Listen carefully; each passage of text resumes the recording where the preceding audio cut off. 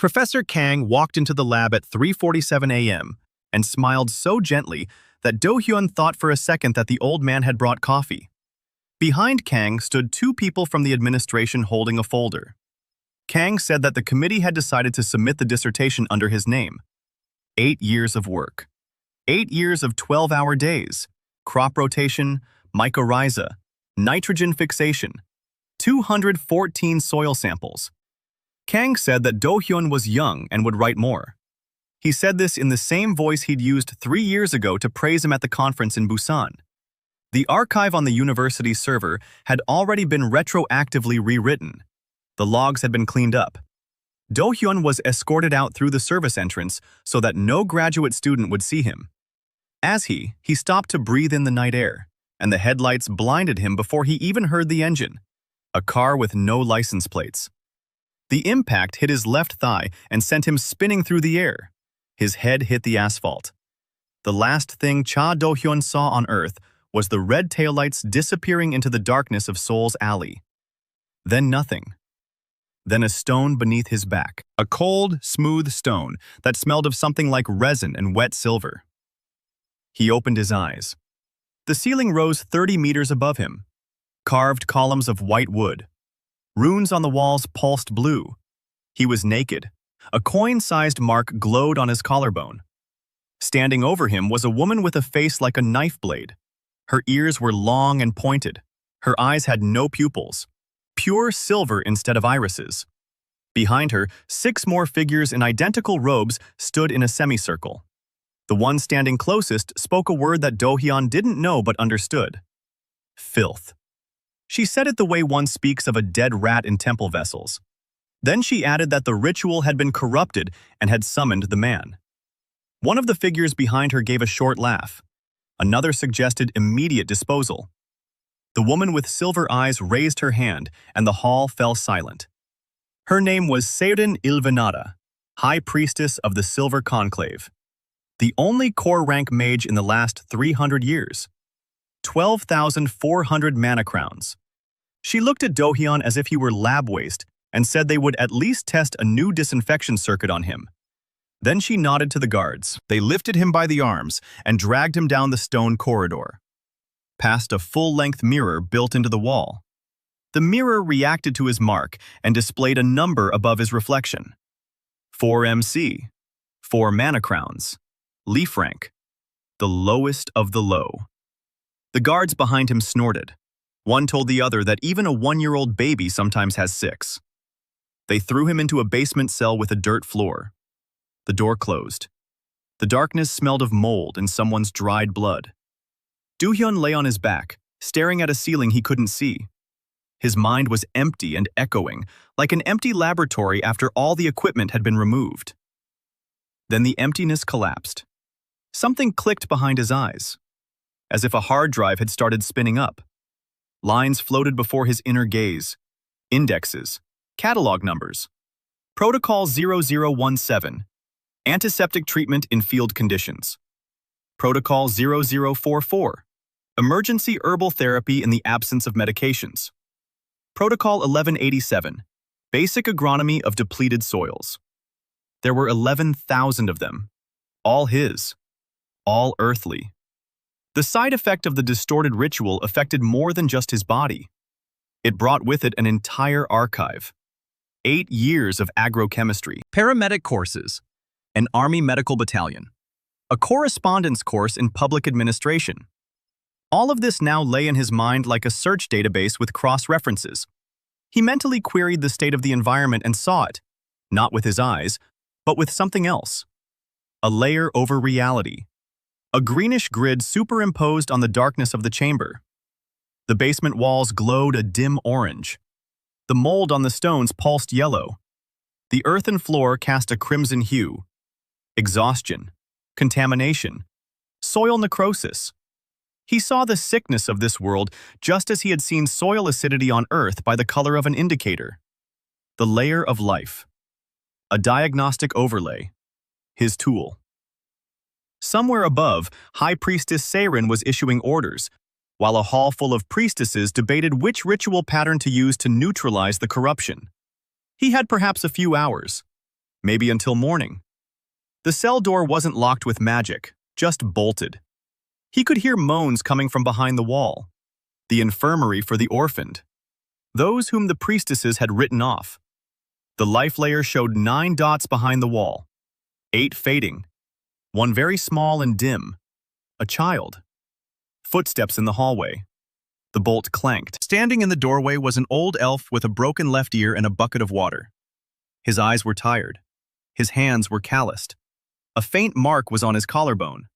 42 VM. Sheet. Servant. He set down the bucket and looked at Dohyun without disgust. The first one in all the time he'd been here. He said his name was Varan, that he was the caretaker of the cellar and the infirmary, that disposal was scheduled for dawn, and that his daughter was dying behind the wall. 6 years old. Her mother's childbed fever had been passed on through breast milk. The priestesses came, examined her, and said it was the will of silver. Varan said this in an even voice. No tears.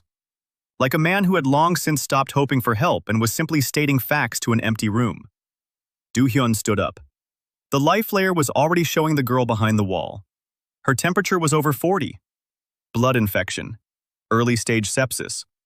Without intervention, she had 6 to 8 hours left. He accessed the archive. Protocol 0044 deployed instantly. An antipyretic extract from willow bark. An antibacterial agent derived from mold cultures of the genus Penicillium. He looked at the chamber wall, at the mold pulsing yellow in his life layer. He requested identification. The archive returned a response in a second.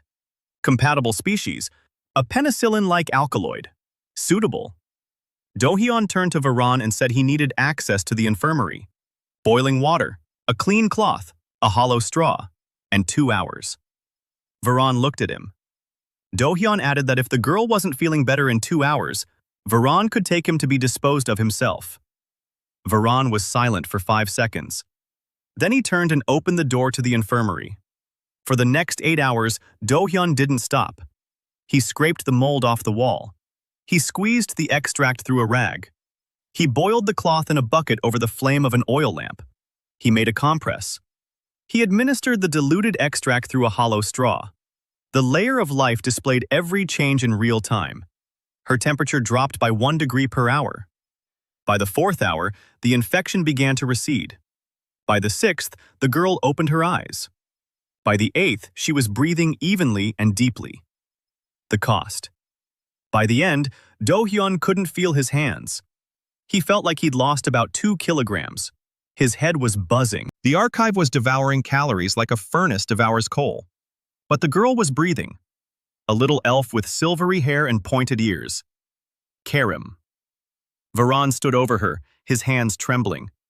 Then he looked up at Dohyun, and his eyes drifted higher, to the collarbone. The bucket slipped from his fingers and rolled across the floor. The mark on Dohyun's collarbone pulsed white. 314 VM. The leaf had leaped to a strong branch in a single night. Varan asked hoarsely how. Dohyun himself hadn't expected such a leap. The system had converted his action. A sentient being's life saved. Plus 40. An antiseptic protocol with a measurable result. Plus 12 for each application. 8 procedures per night. The system counted it all. Varan said one thing. Showing this in the court mirror meant being burned at the stake before sunset. Dohyun wiped the sweat from his forehead with the back of his hand. He looked at the mark. He looked at the sleeping Karim. He looked at the 8 other bodies in the infirmary that the life layer illuminated in orange. Alive. Barely. He told Varan that he wouldn't show it just yet. Not yet. But to himself, he thought one thing. Kang had stolen 8 years. These ones had stolen his death. He would repay the debt with interest, at double the rate. Dawn broke through a crack in the infirmary ceiling as a thin silver streak. Karim's breathing was steady. 7 of the 8 remaining patients in the infirmary were still holding on. One old man in the corner was already gone. Dohyun closed his eyes while Varan stood by the door, listening to footsteps upstairs. The footsteps were coming from the stairs. 4 pairs of boots. The disposal shift. Varan turned around and said they had about 10 minutes. Dohyun stood up. His legs buckled. 8 hours without food or sleep, with the archive running, had wrung him out like a rag. But his head was clear. Terribly clear. He accessed the archive. Protocol 2200. Evacuation from a confined space while outnumbered. The archive provided 3 options. The first required weapons. The second wasn't available. The third required knowledge of the terrain. Dohyun asked Varan if there was another exit from the basement. Varan paused. Then he said that behind the infirmary, there was a drainage tunnel for sewage. It led to the temple's outer moat. 120 meters. Narrow. It had last been used 80 years ago when bodies were disposed of after the plague. Dohyun asked about the patients. Varan looked at the 7 lying there. He said that 4 could walk if they were helped up. The other 3 could not. Footsteps upstairs grew louder. Dohyun made his decision in 2 seconds. Lift the 4 who could walk. Carry the 3. He would carry K-Rim himself. Varan opened his mouth. Dohyun said he wouldn't leave anyone behind whom he could carry. Not because he was a hero, but because every person saved was a VM, and he needed every single one. Varan shut his mouth. He understood that. For the next 6 minutes, they carried people up. Varan knew the basement like the back of his hand. He shifted the stone slab behind the far wall of the infirmary. It smelled of dampness and rot. The tunnel was 1.20 meters high. Dohyun walked hunched over. Karim was in his arms. She weighed almost nothing, just bones and skin. 6 years in a world where children aren't born, and those who are barely survive. Behind him, Varan led 4 others. They had laid the other 3 on pieces of cloth and were dragging them along. The layer of life illuminated the tunnel. The walls were alive. Moss. Mushrooms. Roots stretching upward somewhere. Everything was diseased. Orange and crimson in his diagnosis. The land around the temple was dying. Malorns. The great trees that sustained the Elven race. Their roots were right here, and they were rotting from the inside. The archive recorded the data. Protocol 0017 on the restoration of depleted soils through the symbiosis of mycorrhizae and nitrogen-fixing crops automatically activated in the background. His own dissertation. The very one. The one Khan had stolen. Here, it wasn't just text on a screen, but a real tool. They made their way out 40 minutes later. The moat turned out to be half dry. Beyond the moat lay a forest, or rather, what had once been a forest. The dead trunks of melorns stood like charred columns. Between them grew an undergrowth of stunted bushes. The life layer revealed everything. The soil was depleted to the limit, and the water table was poisoned by magical runoff. Not a single healthy tree within sight. The Silver Curse.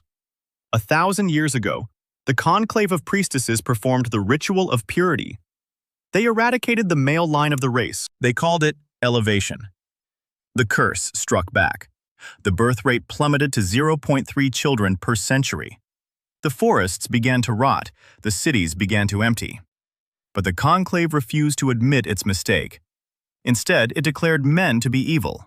And for 1,000 years, it built its power on that lie. Dohyun stood at the edge of the moat and looked out at the dead forest. Behind him were 9 refugees from the basement. Ahead lay the unknown. In his head were 11,000 protocols. On his collarbone was 314 VM. And not a single ally except for the old man with a broken ear. Varan approached. He said that halfway along the road south there was a village. Semlorn, 45 residents. Not a single child in the last 12 years. The temple doesn't visit there because there's nothing to take. Dohyun nodded. They set off south. By noon, K-Rim had woken up in his arms. She looked at him with cloudy eyes. She asked where her mom was. Varan, walking beside them, turned away. Dohyun said that her mother was sleeping and that everything would be all right soon. The first lie in this world, not the last. By evening, they reached Semlorn. The village looked exactly as it was, its last breath. 20 houses made of gray stone. Half of them had caved-in roofs. The fields beyond the village were brown and barren. The life layer showed that the soil was dead to a depth of half a meter. Below that, there were faint signs of life, microorganisms. Barely. The water source was contaminated, but not critically so. Filtration and boiling would solve the problem within a week. The land had arable potential with proper crop rotation and compost application. It was there. The archive had already calculated it. They were met by the elder, an elf about 400 years old by local standards. Thin, back straight. Her eyes were empty. She looked at the procession of 9 half-dead refugees and 1 homeless man carrying a child in his arms. She looked at Dohyun's tag, 314 VM branch. For a village where the elder's maximum crown was 88, it was as if a general had walked into a trench. She asked who they were. Varan said they were fugitives from the temple basement. The elder looked at Dohyun, at his round ears, at his face devoid of elven features. She said she hadn't seen a man in 120 years. The last one had been her father. Then she said there was room in the village. There were plenty of empty houses, and that the temple didn't give a damn about Semilorn anyway. Dohyun set Ka-rim down on the ground. The girl stood on her own 2 feet. She was unsteady, but she stood. He looked out at the fields. He requested the archive, the complete restoration protocol, mycorrhiza, nitrogen-fixing crops, composting, 3-field rotation, water purification, sanitary standards, basic hygiene, obstetric protocol. Everything he knew. Everything that had been stolen from him back home. Here it wasn't just the text of a dissertation. Here it was the difference between life and death for the 45 elves who were slowly dying out in a nameless village on the edge of a dead forest. He told the elder that he would stay, that he needed a single house and access to the fields, and that in a month, there would be a harvest here. The elder didn't smile. She had long since forgotten how, but she nodded. That night, Dohyun lay on the floor of an empty house and stared at the ceiling. His body ached. He'd lost 2 kilograms in a single day. His body craved calories, but there were none to be found. He closed his eyes. He saw Khan's face. A gentle smile. A fatherly voice. "I'm sorry, Dohyun. You're still young. You'll write again." Then he saw Saren's silver eyes. Defilement. Disposal. 2 faces. 2 debts. He whispered into the darkness of the ceiling. A double bet. And he fell into a 14-hour sleep. Dohyun woke up to someone shaking his shoulder. Varan. His face was ashen. He said that 2 people had come to the village, priestesses of the lower circle. A patrol. Once every 3 months, they make the rounds of the outlying settlements to take the census. Dohyun sat up. His head was spinning. 14 hours of sleep hadn't made up for the debt owed to his body. He asked if they'd seen him. Varan said no. The elder had led them to the community house at the other end of the village.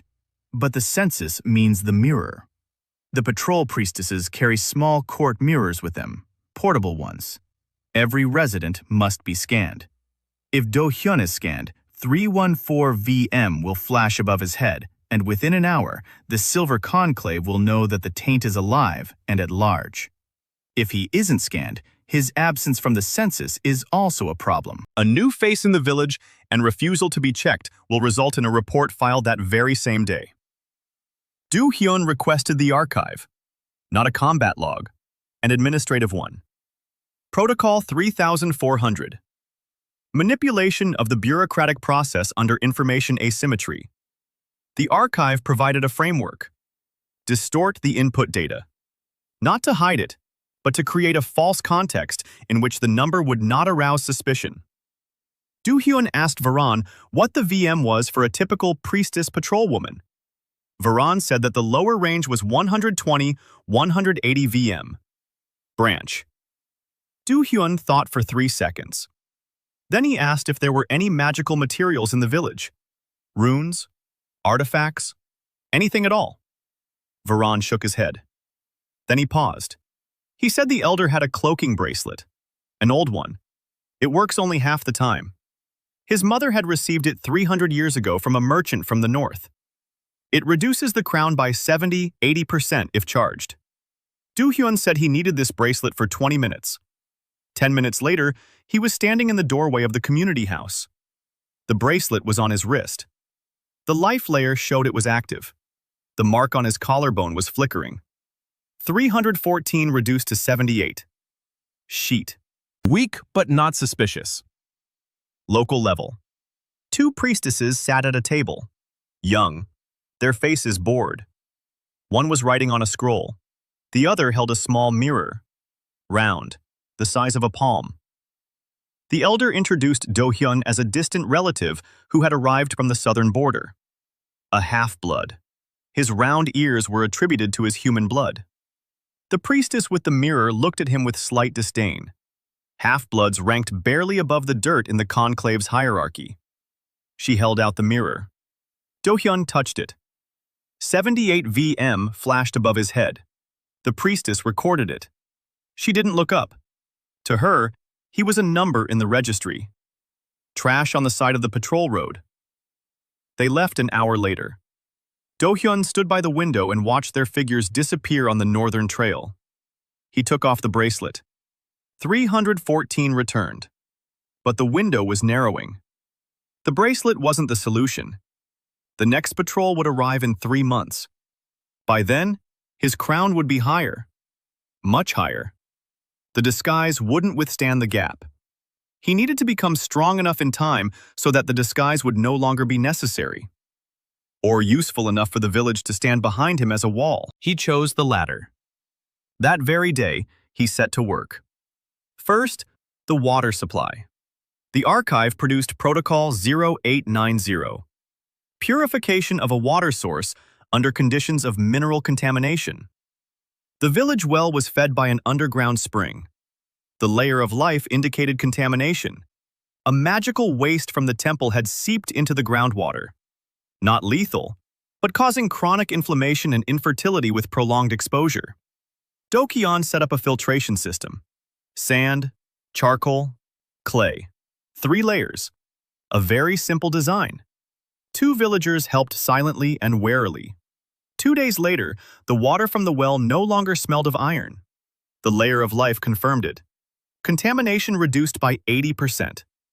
Conversion. The mark on his collarbone filled with warmth.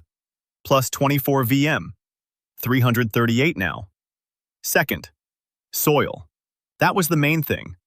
The fields of Same Lorne had been dying for 100 years. The topsoil was dead. But deeper down, the layer of life showed faint activity. Microorganisms. Dormant. Waiting. Dohyun smiled. For the first time in this world. This was his dissertation. Literally. A symbiosis of mycorrhizae and nitrogen-fixing crops to restore degraded soils. He knew every step. They dug the compost pits on the 3rd day. He found the mycorrhizal cultures in the undergrowth. The layer of life highlighted compatible species in green. Nitrogen-fixing legume-like plants grew by the stream beyond the village. Crop rotation. A 3-field system. He drew diagrams on the ground with a stick and explained them to the elder, who listened silently and nodded. By the end of the first week, 4 fields had been laid out. The conversion proceeded continuously. Each restored plot was worth plus 12 VM. 4 fields, plus 48. 386 VM. Each resident trained to work the land was worth plus 3. He had trained 11, plus 33. 419 VM. His body was paying the price. By the end of the week, Dohyun had lost another 3 kilograms. His hands were shaking. He ate everything he was given and asked for seconds. Calories were burning like in a furnace. The archive ran non-stop. The layer of life was constantly active. Each protocol cost energy. But the numbers were rising, and the results were visible, not in a month but in a week. The soil in the compost pits was already changing color. The life layer recorded the awakening of microorganisms in the topsoil. The elder approached him on the evening of the 7th day. She stood beside him. She looked out at the field where the first green shoots were pushing through the brown earth. And she said she couldn't remember the last time she'd seen green in these fields. Then she looked at Dohyun, at his gaunt face, at his trembling hands, at his collarbone, where the mark glowed a steady white. 419 VM. She said that for 120 years, nothing had grown in this village, neither children nor bread. But he came and, in 7 days, brought the field back to life. She asked who he really was. Dohyun looked at her. He said he was an agronomist. She didn't understand the word. He said he was a man who knew how to make the land bear fruit again. The elder silently turned her back on him and walked into the village. The next morning, all 45 residents of Same Lorne were standing outside his house, in silence, with their tools, ready to work. In the 3rd week, something happened in Same Lorne that hadn't happened in 12 years. No, not a harvest. A birth. More precisely, a conception. The layer of life showed Dohyun a new point. Tiny, barely noticeable, inside one of the young Elven women. 19 years old by local reckoning, married for 40 years, not a single pregnancy, purified water, uncontaminated food, reduced chronic inflammation. For the first time in decades, her body had a chance. Dohyun didn't tell her. It wasn't his place. In a week, she'll find out for herself. And in a month, the whole village will know. And then the real countdown will begin. In Illyrian's capital, in the tower of the Silver Citadel, Lord Chancellor Ha Yun-ho, a 700-year-old half-blood and minister of the census, was reviewing the quarterly registers. The numbers were falling as always. The birth rate was 0 across all provinces. Crop yields were down 2% from the previous quarter. The population had declined by 600 per year. He turned the page. Lorneville District, the village of Same Lorne. A patrol note. New resident, half-blood, 78 VM. Yun-ho paid it no mind. He turned the page again. In 3 months, he would return to that line, and the world would change. In the 5th week, a woman arrived in Same Lorne from the neighboring village of Kelmori, carrying a child on her back. The child was wheezing. The life layer showed Dohyun a snapshot in 3 seconds. A diphtheria-like condition. A film in the throat. 2 days without intervention. Maybe less. The woman said she'd heard from a merchant that someone who could heal lived in Same Lorne. The merchant didn't know the details. He just said that in the village where nothing used to grow, everything was now green and the people had stopped coughing. Dohyun took the child. The archive retrieved Protocol 0051. Tracheotomy. No, too rough. Protocol 0052. Steam inhalation with an antiseptic decoction to soften the membrane. He worked for 4 hours. Varan helped. Karim, now strong enough, sat nearby and handed him clean rags. 6 years old, but her hands were steady. She was learning. By evening, the child was breathing. The mother was on her knees, crying. Conversion. Plus 40 VM. 459 now. 3 days later, 2 more arrived from Kelmori. An old man with a non-healing wound on his leg. A young elf with a fever that hadn't subsided for 2 months. Dohyun treated them. The archive was working. His body was paying the price. Another 1.5 kilograms in 3 days. He ate enough for 4 people and was still losing weight. But the numbers kept rising. 491. 520. 548. In the 6th week, he crossed the threshold. 500 VM. The branch was over. The trunk. In Illyrian, the trunk rank signified the status of a minor noble. The right to an audience in any house. The right to bear arms. The right to his own coat of arms. For a nameless, houseless half-blood of no lineage, reaching the trunk was like a street vagrant being awarded a general's stars. But no one knew about it. The elder's masking bracelet was working. Dohyun wore it constantly. The life layer showed that the artifact was degrading with each passing day. Suppressing 500 VM was not the same as suppressing 314. The gap was growing. The bracelet creaked. The mark on his wrist was heating up. Another month. Maybe a month and a half. Then it would become impossible to hide. News about Same Lorne was spreading. Not quickly, not loudly, in whispers through merchants and vagabonds. Bread grows in the village on the edge of the dead forest. In the village, they heal. There is a man in the village. The last word was passed on in whispers and with caution. A man. In a world where there had been no men for 120 years, where the very word meant defilement. In the 7th week, people arrived from Kelmori, and they were not sick. 6 people arrived, healthy, with their belongings. They asked to stay. They said that in their village the fields were barren, the well was poisoned, the elder had died last month, and no one had come to replace her. Dohyun took them in. He settled them in empty houses. He included them in the crop rotation. He taught them sanitary standards. Conversion. +3 for each person trained. +18 in total. 566 VM. Then 4 more arrived from the village of Inarost. Then 7 from Valmore. By the end of the 2nd month, 83 people were already living in Same Lorne. The life layer showed 3 pregnancies. 3. In 2 months. Compared to 0 over the previous decade. The fields yielded their first harvest. A symbiotic rye adapted by the archive to local soil conditions. Short, tough, but edible and nutritious. The elder stood at the edge of the field, holding an ear of grain in her hands. Her hands were shaking. She said the last harvest had been during her mother's time. Dohyun stood beside her. 648 VM, trunk, a strong trunk. The archive calculated Conversion per restored hectare. 4 hectares cultivated, +48, for the sick people saved over 2 months. 11 people, +440, for those trained. 32 people, +96. Every number carried weight. Every number brought him closer. To what? To the root's threshold. 2,000 VM. Still a long way off, but the path was clear. That evening, Dohyun sat by the campfire and counted. Not VM. Supplies. Food. 83 mouths to feed. The harvest covered 60%. The rest came from hunting and gathering. By winter, they'd need 100%. That meant another 6 hectares.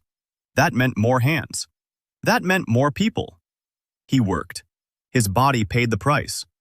By the end of the 2nd month, he had lost 11 kilograms from the weight he'd been born with. His ribs were sticking out. His arms had grown thin. But his eyes burned with determination. Every evening, Varan brought him a double portion. Dohyun ate it all and asked for water. Krim would sit down beside him and silently draw crop rotation diagrams on the ground with a stick, from memory, without a single mistake. 6 years. A photographic memory. His first student, Dohyun looked at her drawings and thought that if they killed him tomorrow, this girl would carry on. The knowledge would not die with him. That was more important than the VM. At the end of the 2nd month, the first blow came. Not from the conclave. Worse, more localized. The head of House Il Corvin, the junior house of the Silver Hierarchy. They controlled the southern borderlands, 5 villages, including Kelmori and Inrost, from which the people had fled to Dohyun.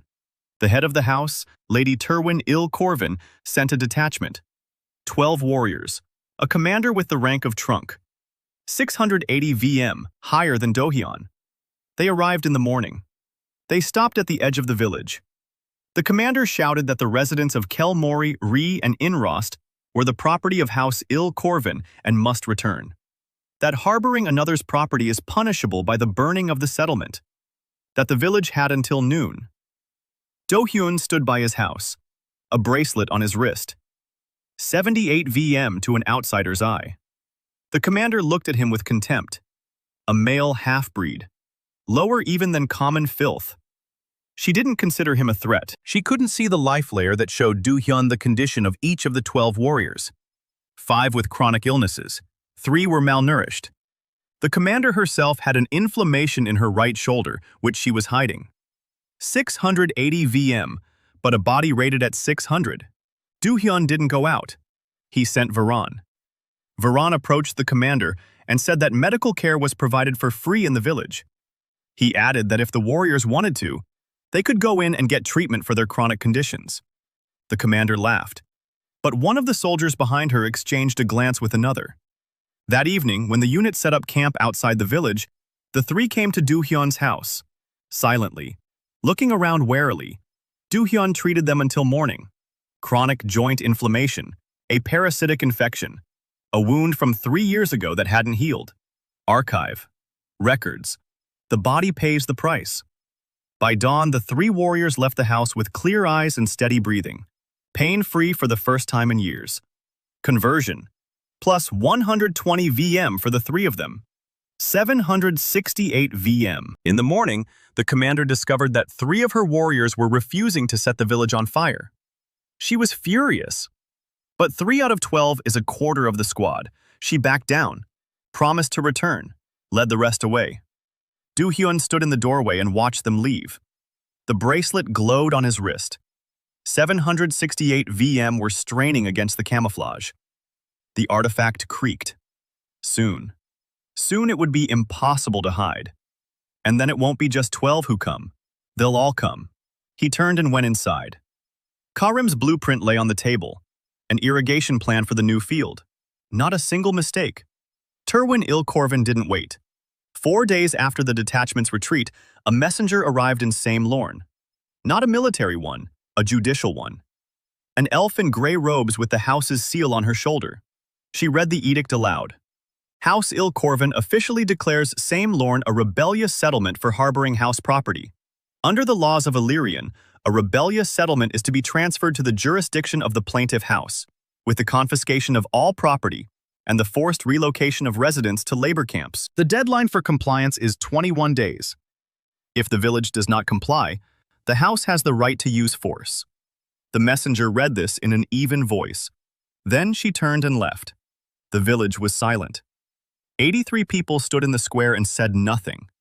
They knew what the labor camps of the House of Ilkorvan were like. A slow death in the mines.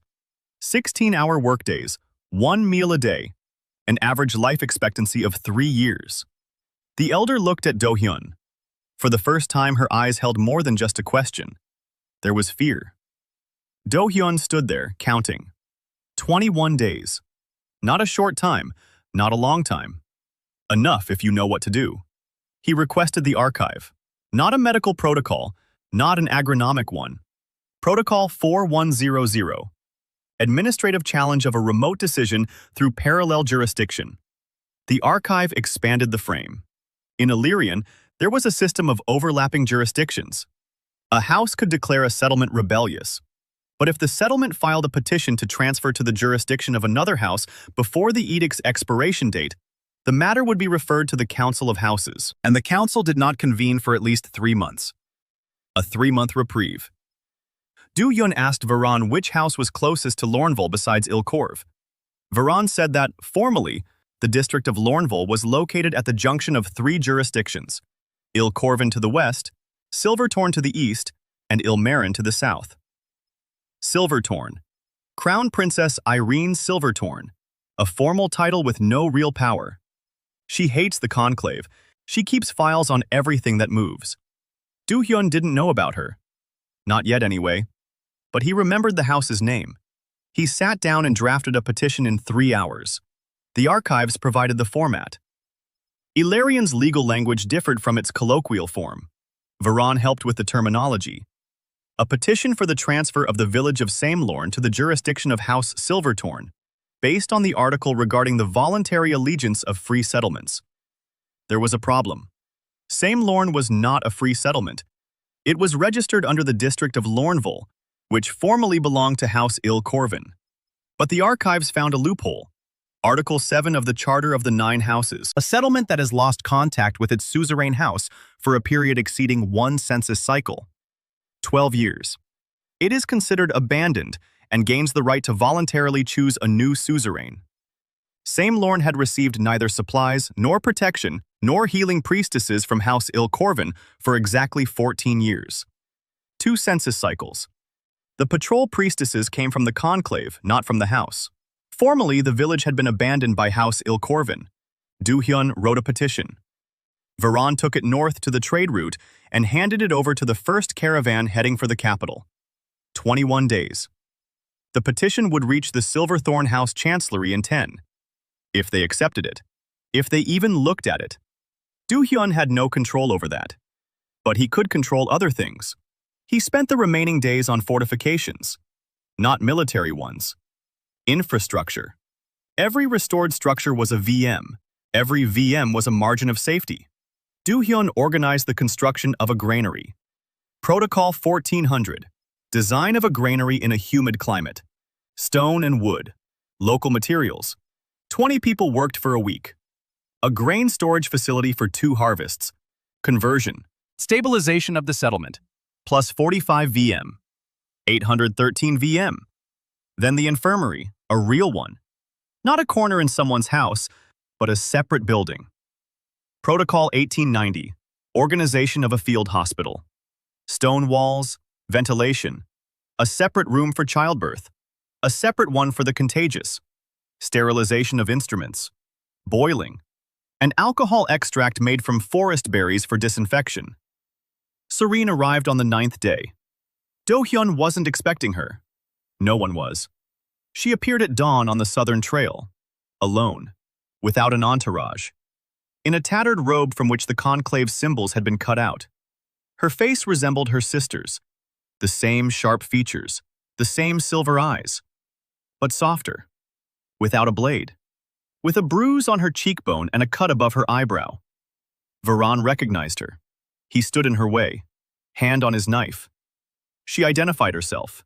Serene Ilvanaru, the younger sister of High Priestess Seirin, a 6th Circle healing priestess. The branch, 380 VM, former, excommunicated, for treating half-bloods in the lower quarters of the capital. The conclave does not forgive weakness toward defilement. Seirin personally signed the order for excommunication personally, her own sister. Sirian said she'd heard of a village where people are healed, where bread grows, where a man does what priestesses haven't been able to do for 1,000 years. She said she'd come to work, not to beg, to work. Dohyun stood and looked at her through the layer of life. Her body was exhausted. Her magic reserve was at 380, but her physical condition was at 200. Beatings, hunger, 3 weeks on the run, and no lies. The layer of life couldn't read thoughts, but it showed her physiology. Her pulse was steady, breathing was stable.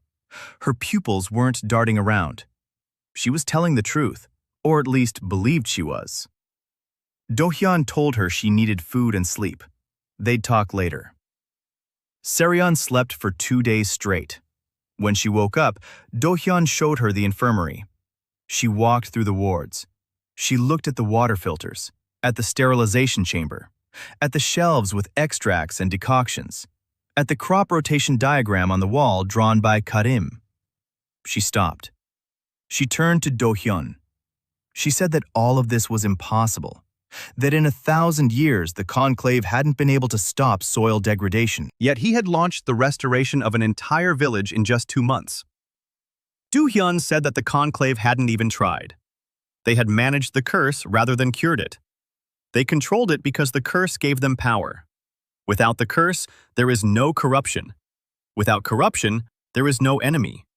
Without an enemy, there is no conclave. Sarion was silent for a long time. Then she said he was right, that she knew something about the ritual of purity. Snippets, fragments she'd seen in her sister's archives before her excommunication. The ritual wasn't a mistake, it was intentional. The conclave knew what it was doing. Dohyun wasn't surprised. He'd already suspected as much. But suspicion and knowledge are 2 different things. He needed proof, documents, seals, protocols. Sarion said the originals were kept in the Silver Citadel, in the High Priestess's private vault, a place one couldn't enter without the rank of root and the approval of 2 mothers. Root, 2,000 VM. Dohyun looked at his collarbone, 813. A long way off, but closer than yesterday. That same day, Sareen began working in the infirmary. Her magical healing and his earthly medicine proved to be complementary. She saw mana. He saw biology. Together, they covered both aspects. Their first case together. A woman in labor among the new arrivals. A difficult delivery. The baby was in a breech position. Sarion supported the body with magic. She stabilized the blood flow. She suppressed the pain. Dohyun turned the baby with his hands. Protocol 0077, obstetric version for breech presentation. The archive guided his hands. His body paid the price. 2 hours. The baby cried out. A girl. The first child born in Samelorn in 12 years. Conversion. A life saved. Plus 40. Assisting a birth in a demographically critical zone. Bonus. Plus 60. 913 VM. The village heard the baby's cry. People came out of their homes. They stood and listened. Some were crying. The elder stood by the wall of the infirmary, clutching a stone with both hands. 12 years of silence. And now, a cry. A new life. In a dead world. Dohyun stepped out of the infirmary. His hands were covered in blood. His face was ashen with exhaustion. He'd lost another kilogram. He looked up at the sky, then at the village, at the people standing in silence, at the fields beyond the houses. Green. Alive. 913 VM. It was still a long way to Corny, but the path had opened up for him. Karim stood beside him. She tugged at his hand. He lowered his eyes. She showed him a scroll. He unrolled it. A map. The Lornval district. 12 villages. Karim had drawn them all. From memory. With distances. With markers for water sources and soil types that Dohyun had mentioned to her over the past 2 months. She said that if they did in every village what they'd done in Samelorn, it wouldn't be a village. It would be a district. Dohyun took the map. He looked at the 12 dots. He looked south, from where a reply from the house of Ilkorvan would arrive in 16 days. Or perhaps it wouldn't. He looked north, where, in the Silver Citadel, High Priestess Saren still did not know that the corruption was alive. A double bet. He rolled up the map and went inside. The reply from House Silvertorn arrived on the 17th day. Not by letter. In person.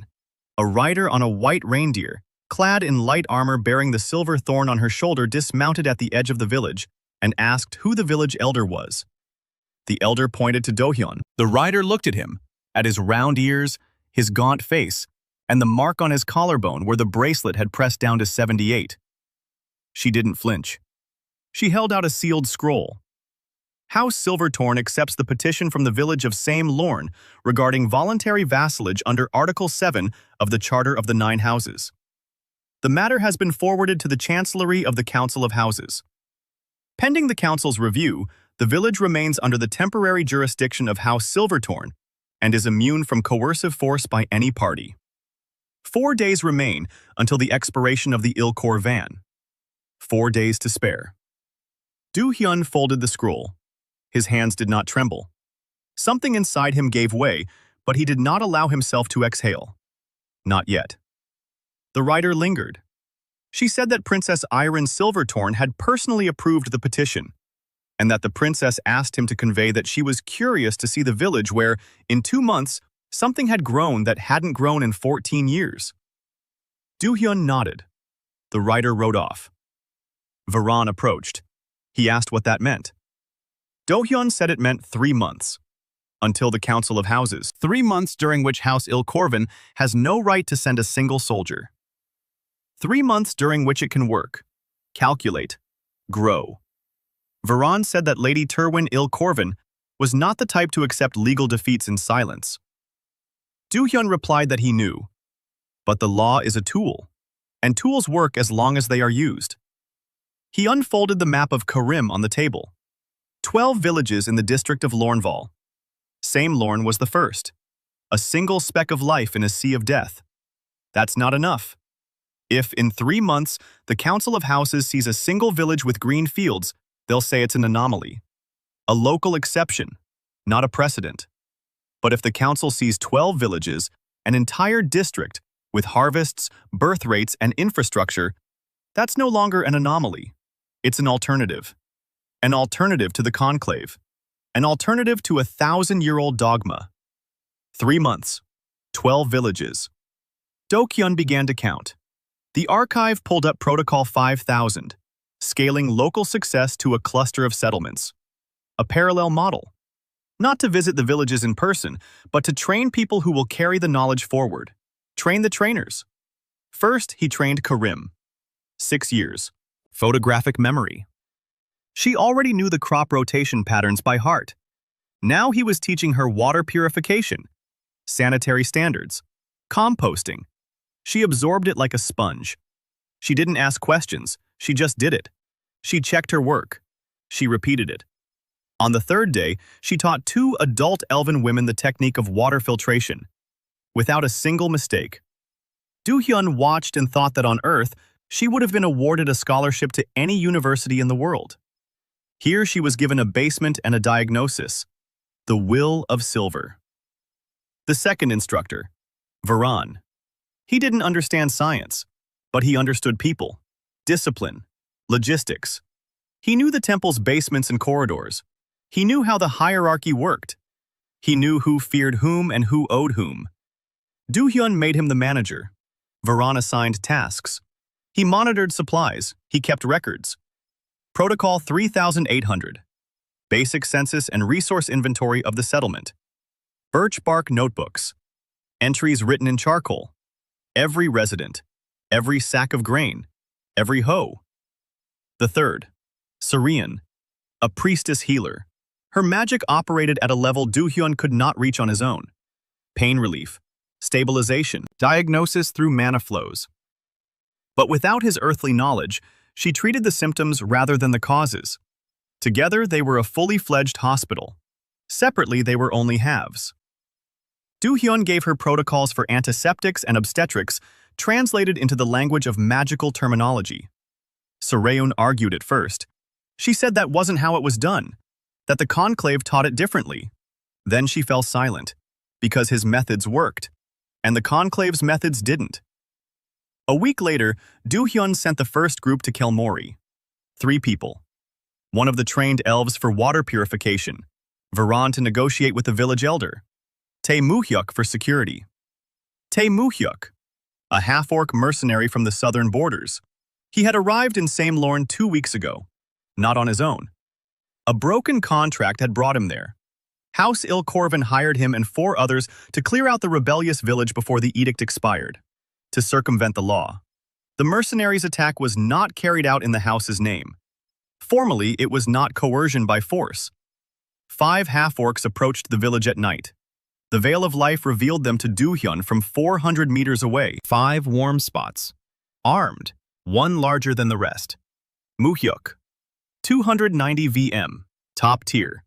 The other 4 at 80, 120. Dohyun roused the village, but not for battle, for light. 83 people lit torches and filed out into the square. Silently, in a solid line. The 5 mercenaries stopped at the edge. 83 pairs of eyes in the firelight. This wasn't a disorganized village that could be wiped out in the dark. It was an organized settlement that had been waiting for them. 4 of them turned around and left. Muhyuk stayed. He stood and watched. Then he entered the village. Alone. Unarmed. He approached Dohyun. Stood before him. Looked at the mark. The bracelet read 78. Muhyuk smirked. Said he sensed deception. Half-orcs sense mana not with their eyes, but with their sense of smell. And Dohyun didn't smell like a 78. He smelled heavy, like a trunk, or higher. Then Muhyuk said something else. That his sister was sick. That she was in the south, in a border camp. That no healer would take her on. That she had an internal abscess and without treatment had a month to live. He said he'd come to kill Dohyun for 500 coins. But if Dohyun cured his sister, Muhyuk would be his. Not for money, for a debt. Dohyun looked at him. The archive was already opening Protocol 0061. Abscess drainage in field conditions. He told Muhyuk to bring his sister. A week later, Muhyuk returned carrying his sister in his arms. A young half-orc woman. Large, pale, her abdomen was swollen. The life layer revealed it. An abdominal abscess. Stage 3. Without drainage, she had a week, not a month. Muhyuk had misjudged the timeline. Or he'd lied so Dohyun wouldn't refuse. Dohyun worked for 6 hours. Seiran sustained her body with magic. She stabilized her blood pressure and relieved her pain. Dohyun operated. Protocol 0061, step by step. A stone knife sterilized in alcohol extract. Drainage. Irrigation. Suturing with reed thread. By morning, Mukyok's sister was breathing calmly. The abscess was drained. The infection was under control. Conversion. Plus 40. 953 VM. Mukyok stood over his sister. The half-orc's knees buckled. He sank to the floor. He didn't kneel. Half-orcs don't kneel. He simply sat down. And he said that from now on, he was with Dohyun, wherever he was told to go, whomever he was told to serve. No questions asked. Dohyun said that questions were necessary. Without questions, people become tools. But he needed allies. Mukyok looked at him strangely. Then he nodded. From that day on, Mukyok became a sword, guarding caravans between villages, reconnaissance, contacts in the mercenary world of the borderlands, information on the movements of the House Ilkorvan forces, a channel that Dohyun didn't know he would need. But it did come in handy. By the end of the 3rd month, groups from Same Lorne had visited 4 villages in the district: Kelmori, Inarost, Talvin, and Norasul. In each one, the same picture: dead fields, poisoned water, empty houses, 0 children, 0 hope. In each, the same work: water filtration, digging compost pits, crop rotation, sanitation. In each, the same reaction. First, distrust. Then silent observation. Then, when the first green shoots broke through the earth, tears. Dohyun traveled alone, riding a mule they'd traded for 3 sacks of grain from a merchant, a bracelet on his wrist, the life layer constantly scanning. His body was paying the price. By the end of the 3rd month, he weighed 16 kilograms less than on the day of his arrival. His bones were sticking out, his eyes were sunken, but there was a fire in his eyes. In his eyes were numbers: 1,980 VM, 1,980. On the outskirts of Korea, 4 villages rebuilt, 4 hectares of new fields, 22 patients cured, 41 people trained, 5 pregnancies across the entire district. 5. Chancellor Hae Yun-ho, in the capital of Illyrian, opened the monthly registry and, for the first time in 700 years, read the page twice. Lorneval District, birth rate, not 0. Not 0 for the first time in 18 years. Crop yield, up 400% from the previous quarter. Population, up 37 in 3 months, compared to a decline of 600 across the entire kingdom during the same period. He leaned back in his chair, rubbed his eyes, read it a 3rd time. The numbers hadn't changed. Yun-ho summoned his secretary. He told him to prepare a full report on Lorneval for the year. All the data, all the names, especially the name of the new resident registered by the patrol 3 months ago. A half-blood from 78 VM. Yun-ho was no fool. 700 years of service teach you to see that numbers don't lie, but people lie about numbers.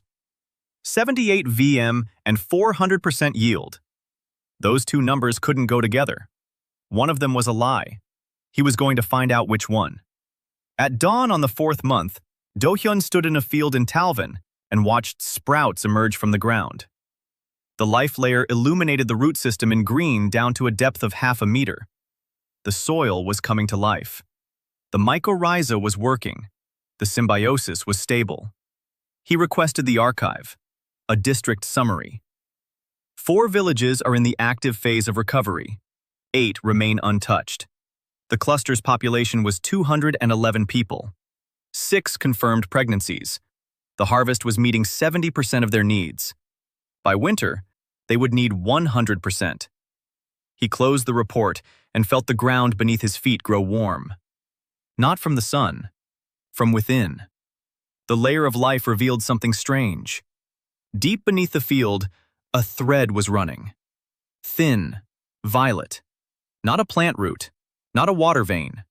Something else. The thread extended northward, toward the capital. He tried to trace it further, but the life layer couldn't reach it. The thread vanished beyond the limits of his diagnostic range.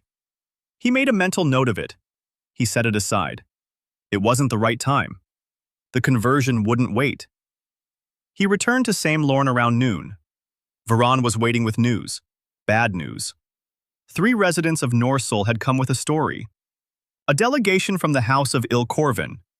Not a military delegation, a trade delegation. They offered grain, fabrics, tools, for free. The only condition, to sever all ties with Same Lorne and stop accepting people from Dohyun. The headman of Norsul was hesitant. They needed grain now, but Dohyun's results wouldn't be visible for weeks. An empty stomach won't wait. Dohyun listened. He wasn't surprised. Terwin Ilkorvan had studied this. The first attack by force failed. The second, with mercenaries, failed. The third was a legal one, blocked. Now the fourth, economic. Not to destroy the enemy, but to buy out his base. Clever. Dohyun respected that and hated it. He requested the archive, Protocol 5200, Countermeasures against economic pressure on a dependent settlement. The archive provided 3 options. First, outbid the offer. Dohyun has nothing to work with. His resources are stretched to the limit. Second, discredit the source. Show that the house's gifts are poisoned. Not literally, politically. Accepting Ilkorvan's grain meant returning to the house's jurisdiction. It meant labor camps. It meant death. Third, accelerate the outcome. Give Norsul what Ilkorvan cannot give. Not grain. The result. Dohyun chose the third option. That same day, he went to Norsul, alone. Mukyuk insisted on a guard. Dohyun refused. A guard is a threat. He went as a doctor, not as a conqueror. The journey took 4 hours. Norsul was the largest village in the district, 38 residents, and the sickest. The life layer glowed red a kilometer before the village. The water was poisoned by more than just magical runoff. There was something else at play here. Deliberate contamination. A mineral like arsenic, in its local form, leaching from mine tailings further up the stream. The mine belonged to the House of Ilkorvan. It had been closed 20 years ago, but the tailings piles remained, and they were poisoning the stream that fed the village. Dohyun entered Norsul and asked them to gather the people. The village head, a fat, sullen elf with a 54 VM crown, looked at him suspiciously. He asked why. Dohyun said he would show them why the children were sick. Everyone gathered. Dohyun led them to the stream. He stood on the bank. He accessed the archive. Protocol 0920. Identification of the source of contamination in the water supply. He couldn't show them the layer of life, but he could show them the result. He scooped up some water into a clay bowl. He added ash. He stirred it. The water turned brown. The arsenic compound reacted with the alkali in the ash and formed a precipitate visible to the naked eye. A brown, flaky precipitate at the bottom of the bowl. The people watched. The oldest woman in the village asked what it was. Dohyun said it was poison. From the mine. 20 years in the water. He didn't say whose mine. They knew. Then he showed them the filter. The same as the one in Same Lorne. Sand, coal, clay. He ran the water through it, tested it with ash. Almost no sediment. Clean. The village head stood there staring at the bowl of clean water. The Ilkorvan delegation had brought grain. Dohyun had brought the truth. The grain could be eaten in a week. The truth remains forever. By evening, the village head of Norsul had refused the delegation from the House of Ilkorvan. The grain was returned. Communication with Same Lorne was confirmed. Conversion. Stabilization of the settlement in a demographically critical zone. Dohyun felt the mark on his collarbone flare up. With heat. Not those seal. Heat. He looked down. The number was changing. 1,980 crept upward. 2,010. 2,060. 2,100. 2,000. 100. Root. The first commoner root in the history of Illyrian. The first man to rank higher than a leaf in 1,000 years. Elder Norsul stood nearby. His eyes were fixed on Dohyun's collarbone. The bracelet. Elder Samelorn's camouflage bracelet. It couldn't hold out. As he leaped over the root's threshold, the disguise shattered. Literally. The bracelet cracked on his wrist and crumbled into warm dust. And the number 2100 VM shone openly above Dohyun. For the first time since his arrival in this world, without a mask, without cover. The village head took a step back. The 3 elves beside him recoiled. The woman behind him gasped. 2100 VM. Corny. That's the rank of the 9 mothers. The rank of rulers. The rank of those who sit in the Silver Citadel and decide destinies. And this rank blazed above the head of a thin, emaciated man with round ears and dirty hands, standing knee-deep in a stream with a clay bowl. The village elder asked in a hoarse voice who he was. Dohyun looked at his hands, at his broken bracelet, at the faces of the people. The mask was gone.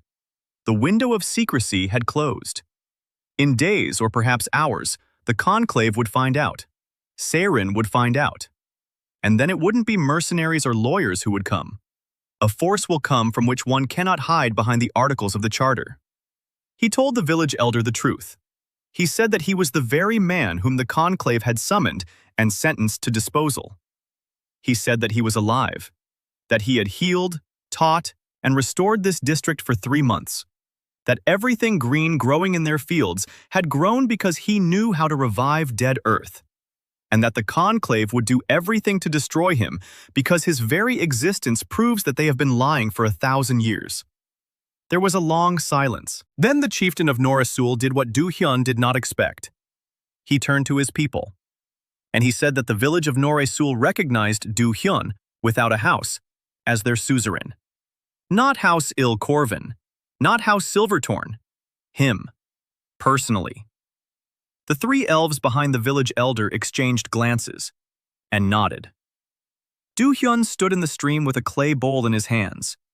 2100 VM burned above his head, and he thought that now there was nowhere to retreat. He returned to Samelorn at night. Serene was waiting. She saw his collarbone and turned pale. She asked what he'd done. Dohyun said the bracelet had broken. Serene said that didn't matter. What mattered was the root, that within a day, every house in Illyrian would know about it. Every single one. Because the court's mirrors are linked by a network. Every touch of any mirror in the kingdom is recorded in a shared registry. He had touched a mirror while on patrol 3 months ago while in disguise. 78 VM. Now his true crown is exposed. The discrepancy between 78 and 2100 will be flagged automatically. An anomaly. A red flag in the registry. The chancellor will see it. The conclave will see it. Everyone will see it. Dohyun sat down on the floor. He was exhausted. Every bone ached. He'd lost 16 kilograms. His body was at its limit. But his mind was working. He told Sarayun to let them see. That 3 months of secrecy had given him what he needed. A base, people, results. Now let them come and look. Let them count.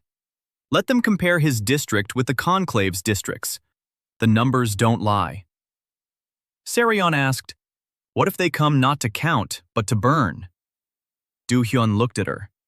He said that then they'd have to burn the entire district. 5 villages, over 200 residents, 6 pregnant women, fields full of crops, right before the eyes of the Council of Houses, which would decide on jurisdiction in 2 months. To burn it would mean admitting that the conclave destroys life. Publicly. That's not a price Seren would be willing to pay. Not yet. Seren was silent. Then she nodded. Then she said that her sister wasn't a fool. That Seren would find a way that didn't look like burning. Dohyun replied that he knew, and that he had 2 months to grow so large that any method would cost more than it would yield. A double bet.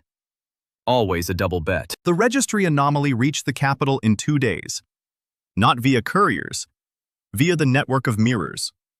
Every court mirror in Illyrian is connected to the central one in the Silver Citadel by a thin thread of mana. Data flows like water through the channels. 78 VM in one accounting period. 2,100 VM in the next. Same medium. Same tag. A red flag flared up in the Citadel's registry hall that night, and the priestess archivist on duty dropped the scroll. By morning, 3 people knew. The priestess on duty, Chancellor Yunho, and High Priestess Seirin. Yunho read the report twice. Then he took out the folder he'd been preparing for a week. Lornval. All the data. Birth rates. Crop yields. Population movements. He spread the papers out on the table and sat poring over them for an hour.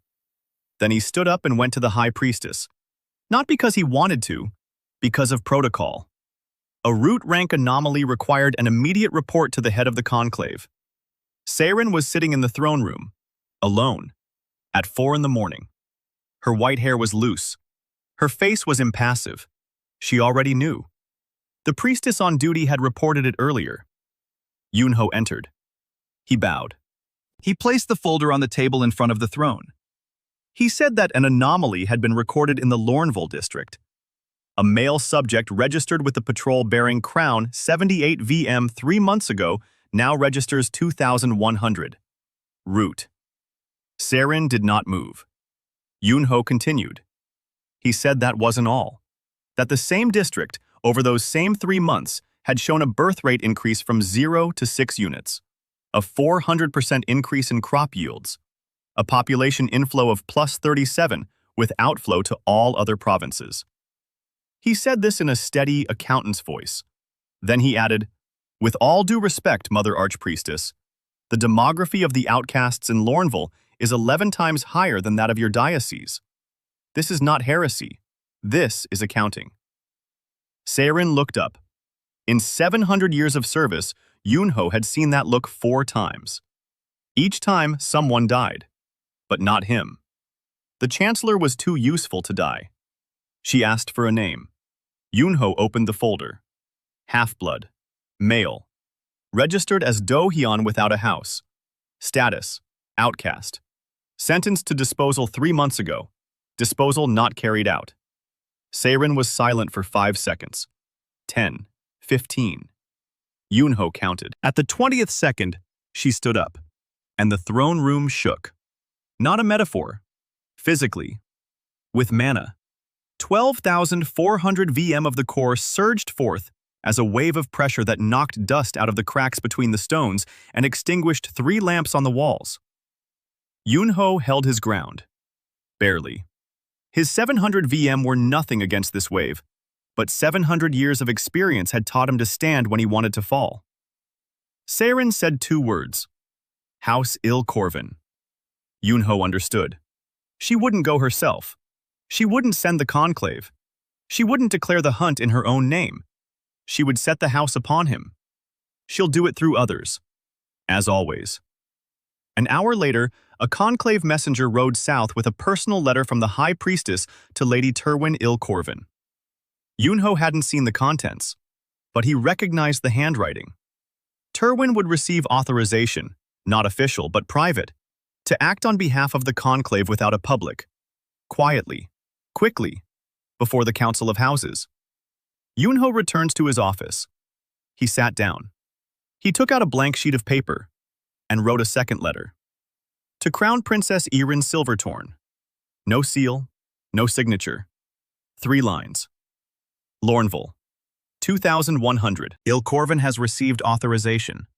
He doesn't know why he was doing this. For 700 years, he had survived by remaining neutral.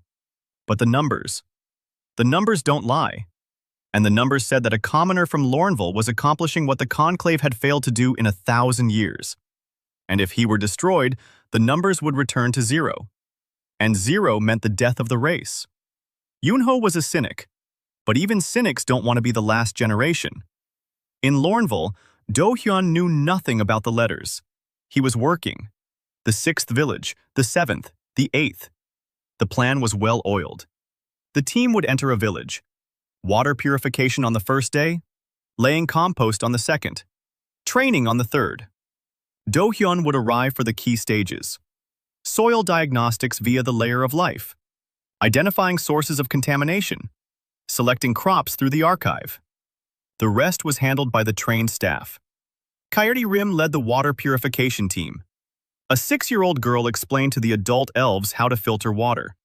They listened, not because she was a child, but because after passing through her filters, the water became clean. Results. Only results. Nothing else mattered in a world that was dying out. Sarian led the medical team. She traveled through the villages with a set of extracts and Dohyun's protocols transcribed into the local language. She treated people. She taught the local healers, if there were any. If there weren't, she taught anyone who could hold a knife and not faint at the sight of blood. Mukyok secured the routes. 3 half-orcs from the borderlands, whom he'd brought in a month ago, patrolled the trails between the villages. Information about the movements of the House of Il Corvin came through his contacts in the mercenary world. So far it was quiet. Suspiciously quiet. The conversion continued unabated. Every village, every hectare, every person cured, everyone trained. The numbers were adding up. 2,100 became 2,400. 2,400 became 2,700. By the middle of the 4th month, Dohyun had reached 3,100 VM root, strong root. He had surpassed half of the 9 mothers of the conclave, whose average crown hovered between 3,000 and 4,000. His body was still paying the price, but more slowly. As his VM grew, the physical toll decreased. Or perhaps he had adapted. Or both. He had gained 3 kilograms back over the past 2 weeks. For the first time since his arrival, his weight had gone up. Food was helping. There was now enough food in the area. 8 out of 12 villages were yielding crops. The granaries were full. People were eating twice a day. Children. 7 pregnancies confirmed. 2 in their 3rd trimester. 2 more would be born soon. Demographics. A statistic the conclave couldn't ignore. Yet right now they were ignoring it. Because they were preparing for something else. The strike came at the end of the 4th month, at night. Mukek ran back from patrol, drenched in sweat. His eyes were wild. He said there was a detachment on the western trail. Not 12 warriors like last time. 60. A full combat contingent from the House of Il Corvin.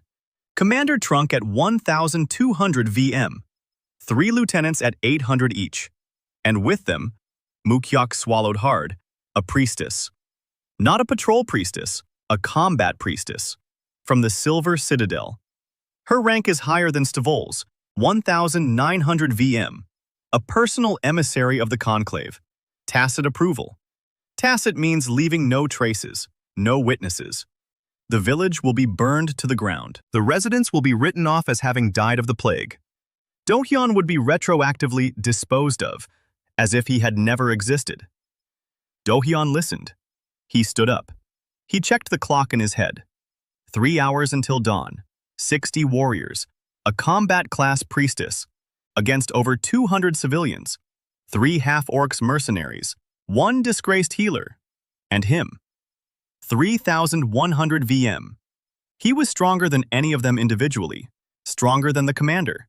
Stronger than the priestess. But not stronger than 60 of them together. Not in battle. He's not a fighter. He's an agronomist, a doctor, an administrator. His strength was recognized and converted. But it was converted from knowledge, not from combat skills. 3,100 VM of mana in a body that doesn't know how to use it in battle. As if a person with $1 million in their bank account didn't know how to buy a weapon. He accessed the archive. Not a combat protocol. There weren't any there. Protocol 6,100. Non-violent neutralization of a superior force through a structural trap. The archive displayed a frame. Dohyun smiled, for the first time in a month, subtly, coldly.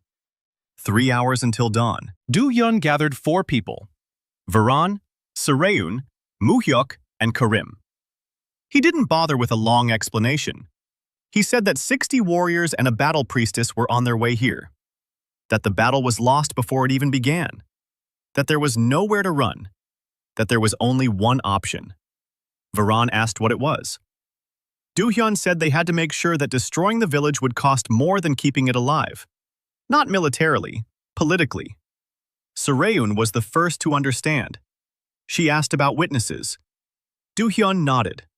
Tacit approval only works in the dark, without witnesses, without a trace.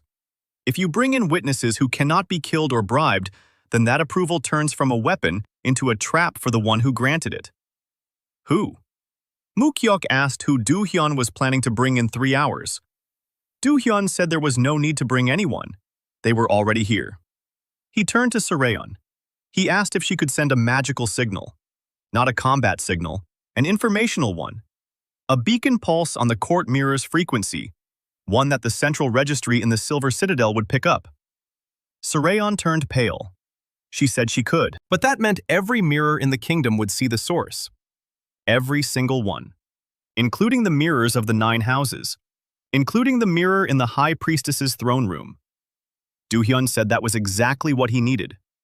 He explained. The beacon pulse carries the sender's tag data.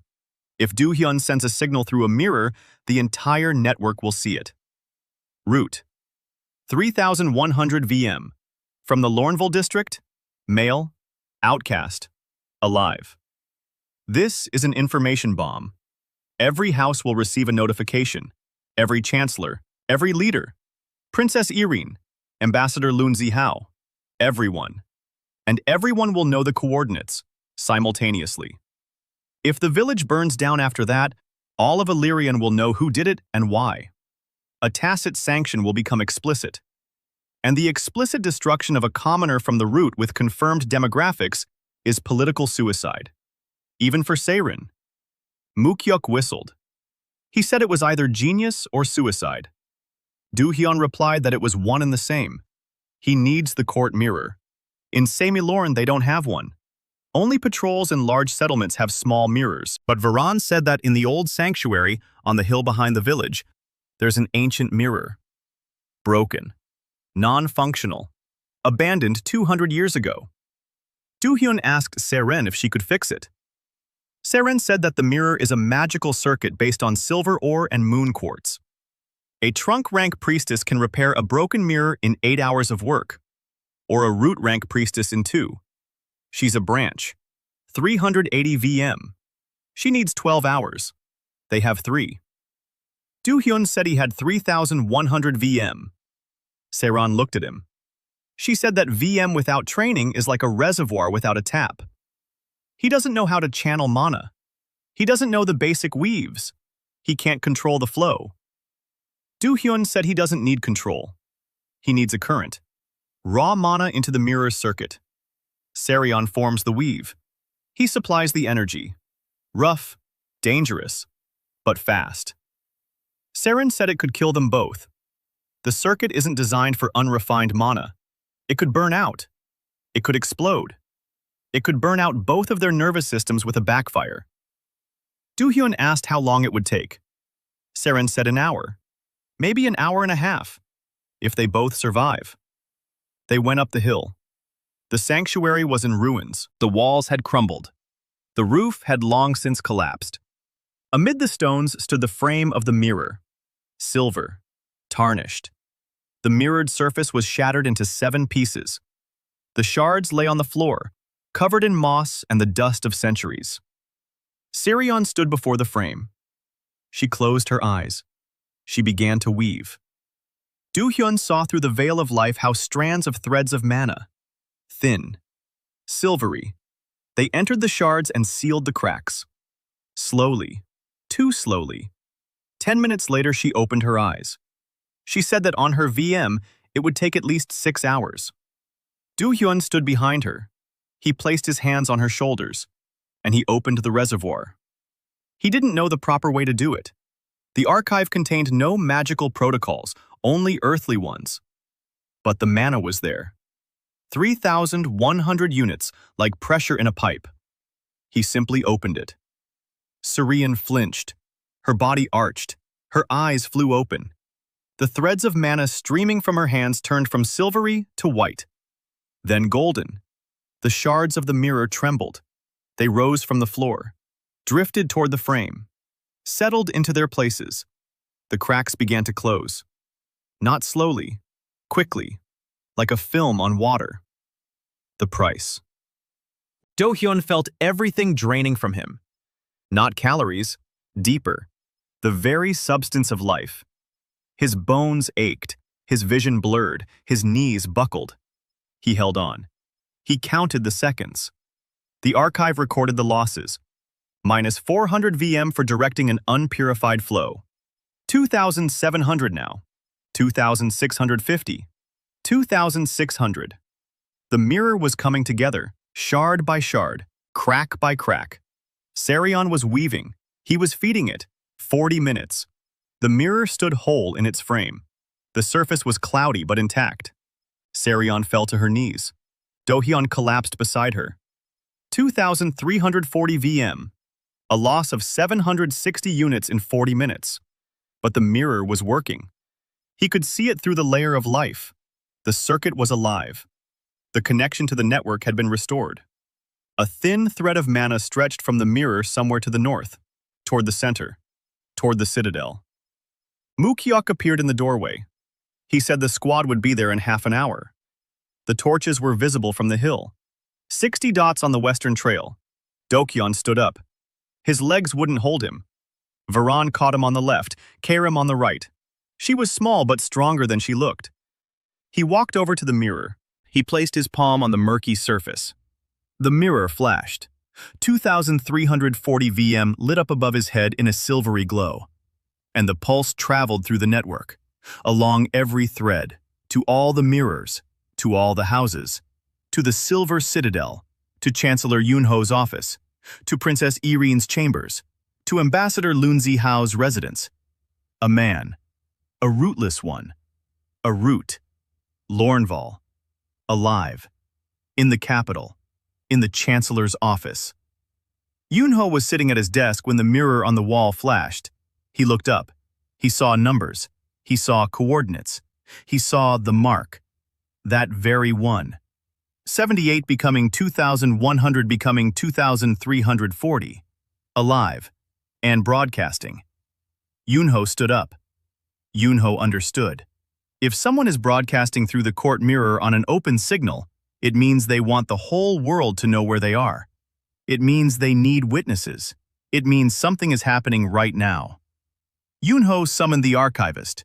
He ordered him to record everything coming from the Lornvale sector, every piece of data, with a timestamp, linked to the registry. If anyone in Lornval dies tonight, Yunho will know, and the records will remain.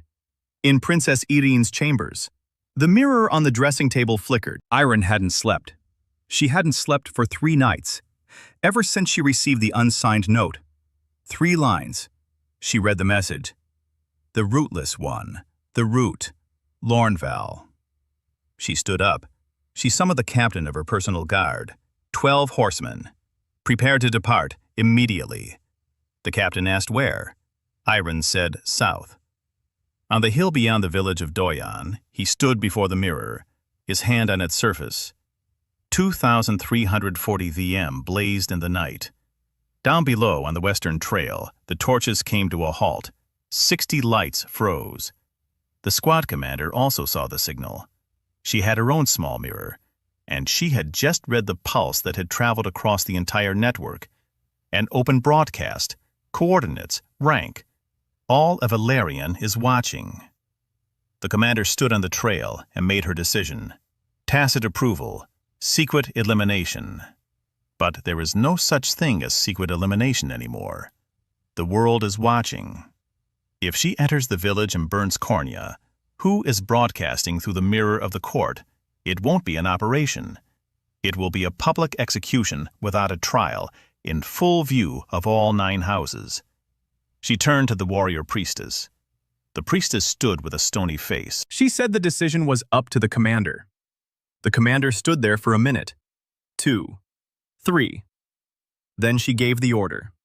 Set up camp, wait, request new instructions from the house. 60 torches were lowered to the ground. Camp, not an attack. Dohyun removed his hand from the mirror. He sank down onto the rocks. He closed his eyes. 2,340 VM, down 760 overnight. His body felt empty, his head was buzzing, but he was alive. The village was alive, the people were alive. Sarion was breathing heavily nearby. She said he was a madman. Without opening his eyes, Dohyun replied that madness is doing the same thing for 1,000 years and expecting a different result. The conclave is mad. He's just an agronomist. Morning came and brought silence. Corvin's detachment was camped 1.5 kilometers from the village. 60 warriors were eating field rations and awaiting orders. The priestess sat in the commander's tent. The commander had sent a pigeon to the capital the night before. The reply would arrive by evening. Or it might not. Dohyun had slept for 4 hours. He woke up. His head was spinning. 2,340 VM. His body demanded food. He ate a triple portion of porridge. He drank a liter of water. He went out onto the square. The village knew about the detachment. They weren't panicking. Dohyun was both surprised and not surprised by this. In 3 months, these people had gone from the brink of extinction to green fields. They'd seen how he worked. They'd seen him collapse from exhaustion and get back up. They'd seen the numbers change. They'd seen a woman give birth who hadn't been able to conceive for 40 years. They didn't believe in him as a god.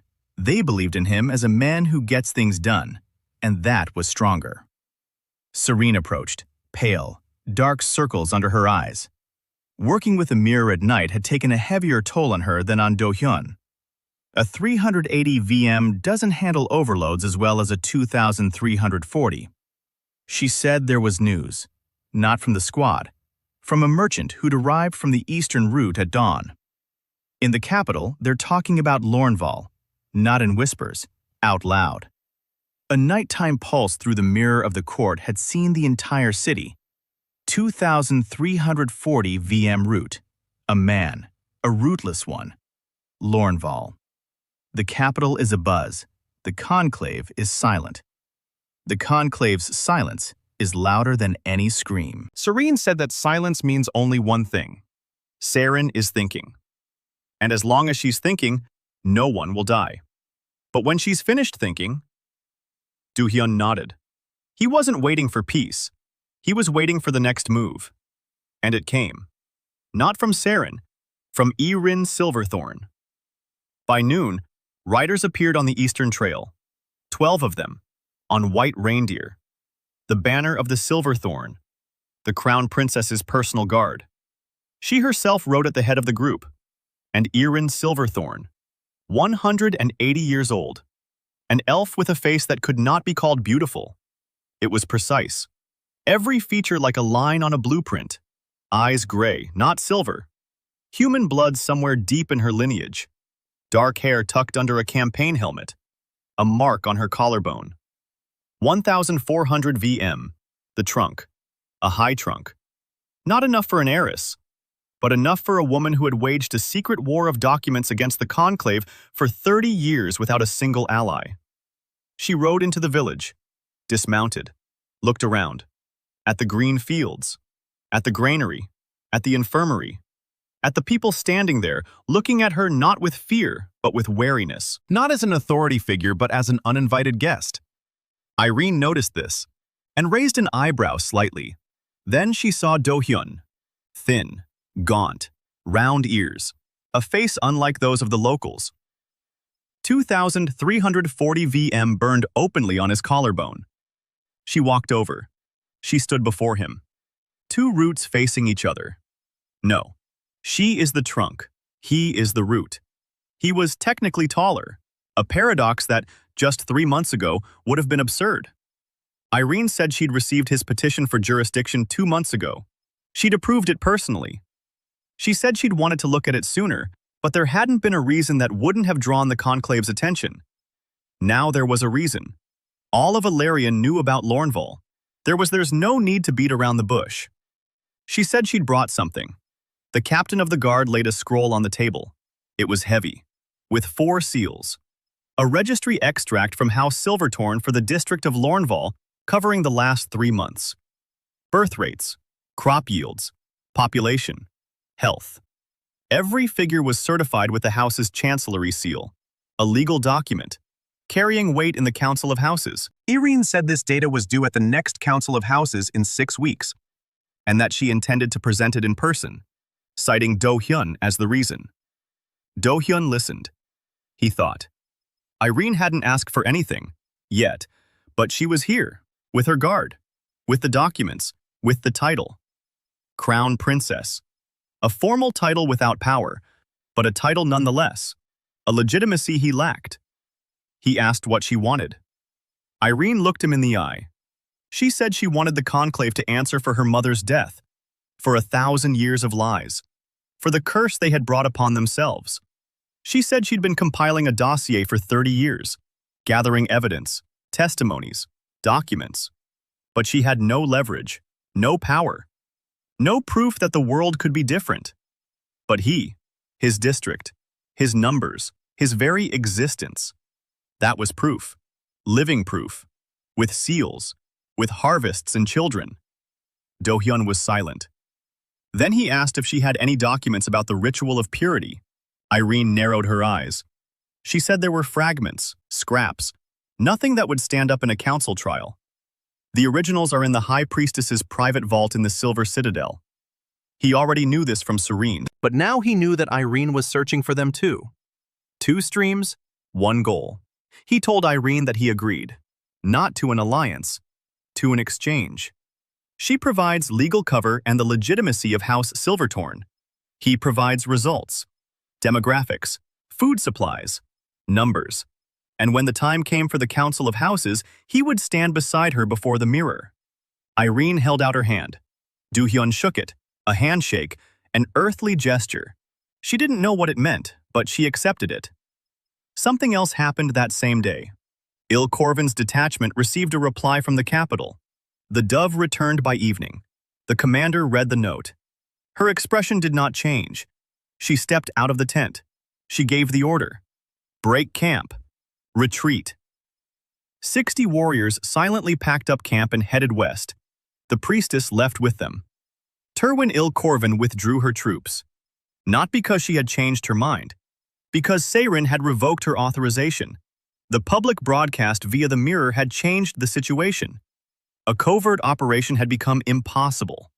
Seirin was changing her strategy.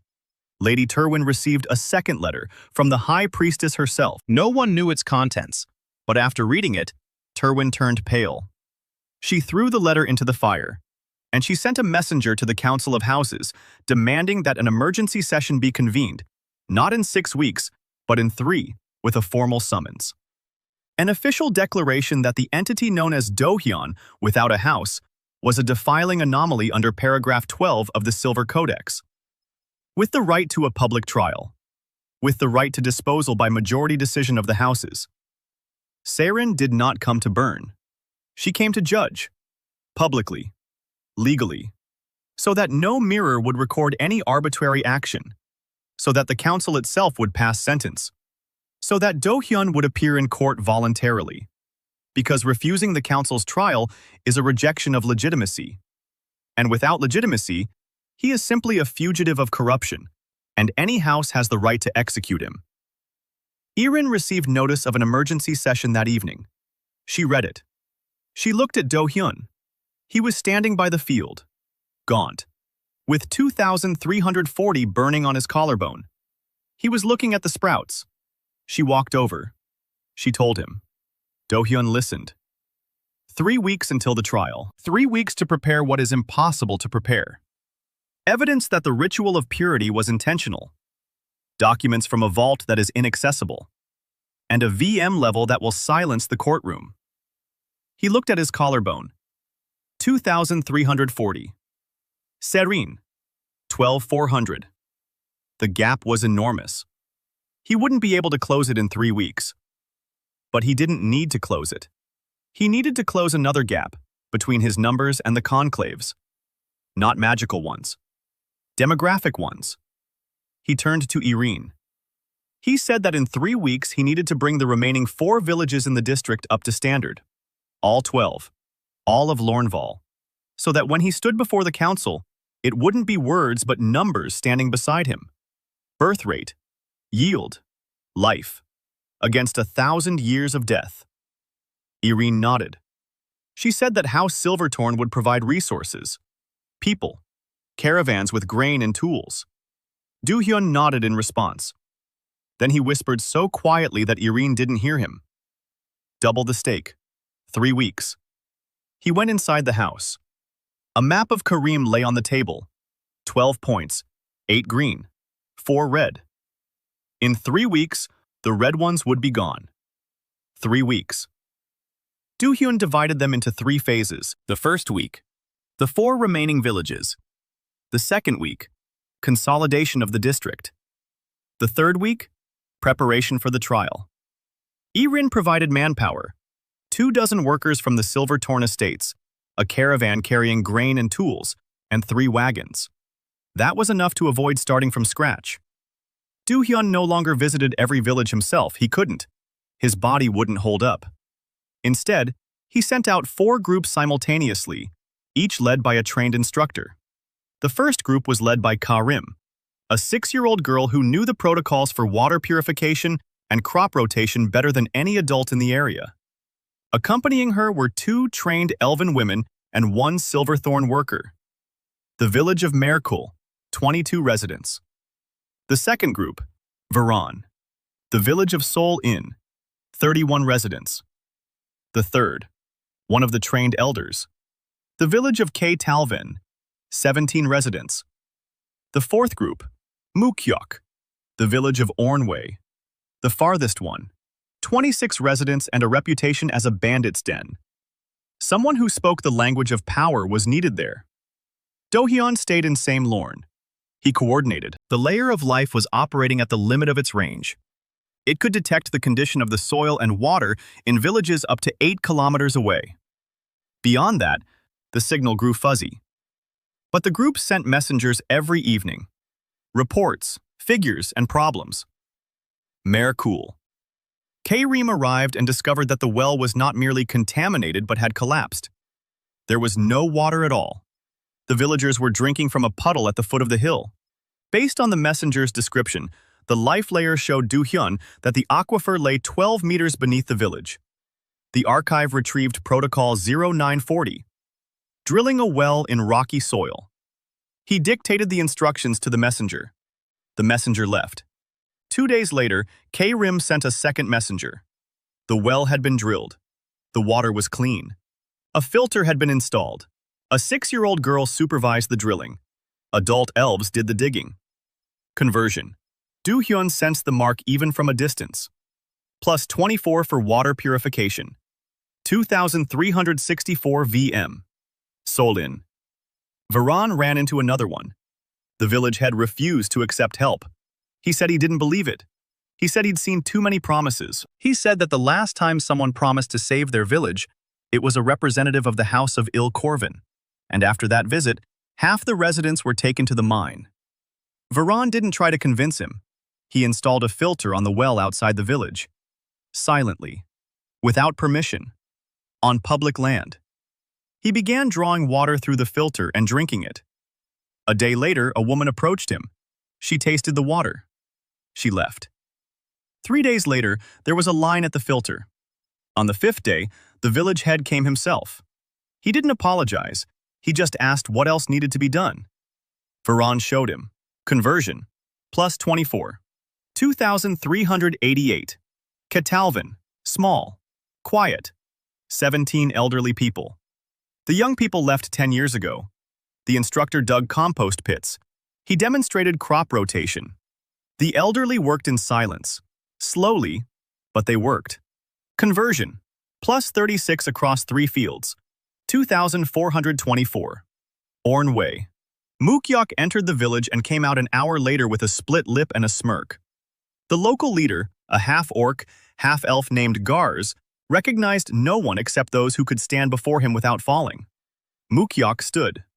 He didn't fall. Gars spat out blood and said, "All right, show me."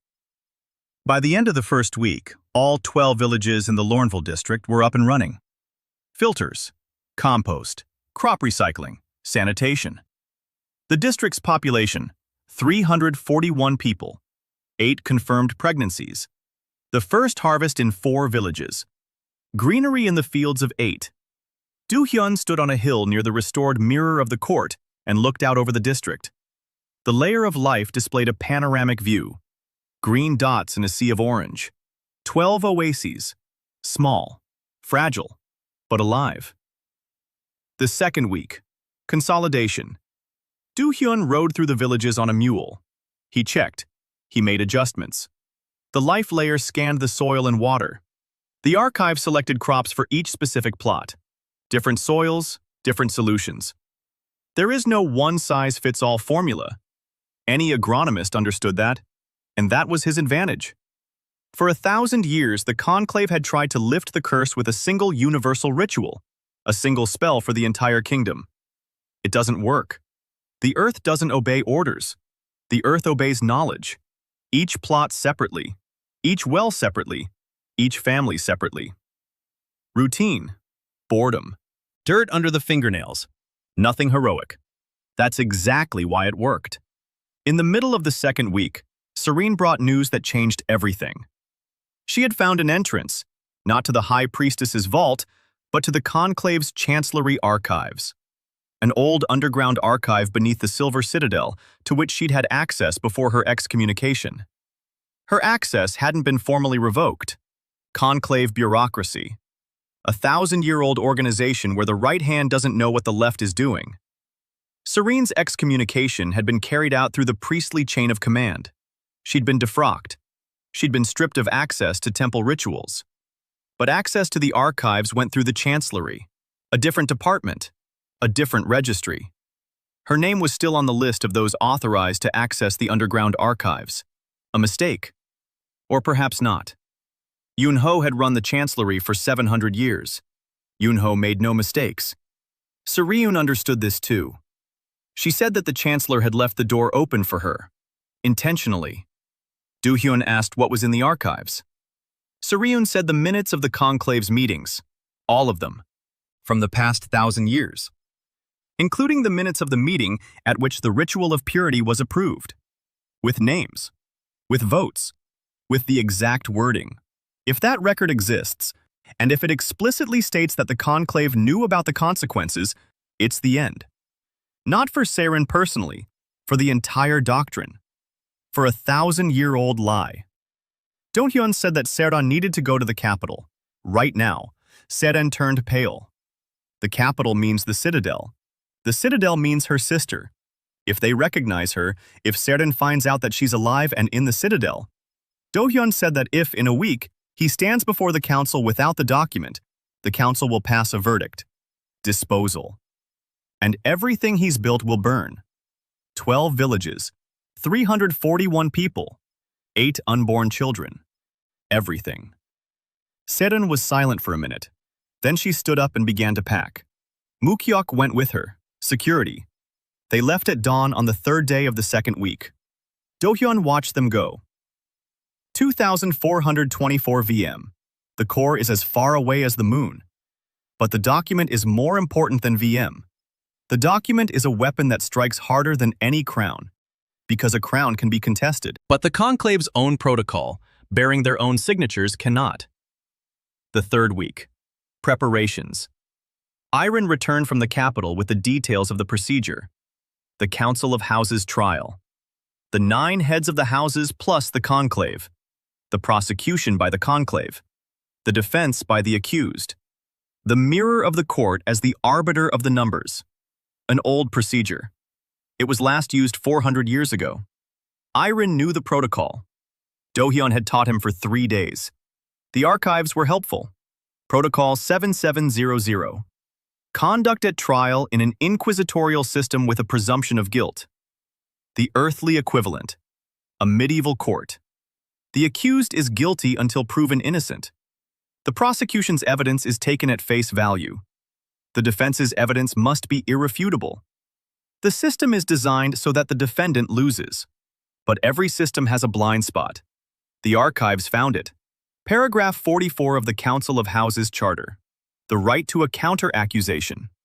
If, during the trial, the defendant presents evidence of a crime committed by the accuser, The court is obligated to consider both cases simultaneously. Not sequentially, simultaneously, before the same panel. A counter-accusation. Not a defense, but an offense. Not to prove that he is not evil, but to prove that the conclave itself cast the curse. Shift the focus, from the defendant to the accuser. To do this, a document is needed. Cha Dohyun and Muhyuk had been in the capital for 5 days now. No communication, no pigeons. Dohyun waited. He worked. He counted. 2,424 became 2,500 by the end of the second week. 2,500 became 2,680 by the middle of the third. 12 villages were providing conversions non-stop. Every new hectare, every new recruit, every new life.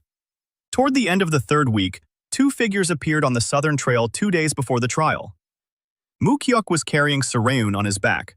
She was unconscious. Her face was covered in blood. Her robe was torn. But she clutched a scroll tightly in her hand, yellowed with age, bearing 4 seals. The 4 seals of the founding mothers. The minutes of the conclave session, 1,000 years old. Muhyuk laid Cha Dohyun on a bed in the infirmary. He said they'd been found at the exit of the underground archive. 2 citadel guards. Cha Dohyun had taken down the first with a spell.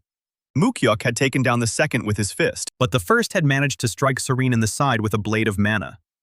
The wound was deep. Magical. Conventional methods wouldn't help. Dohyun leaned over Cha Dohyun.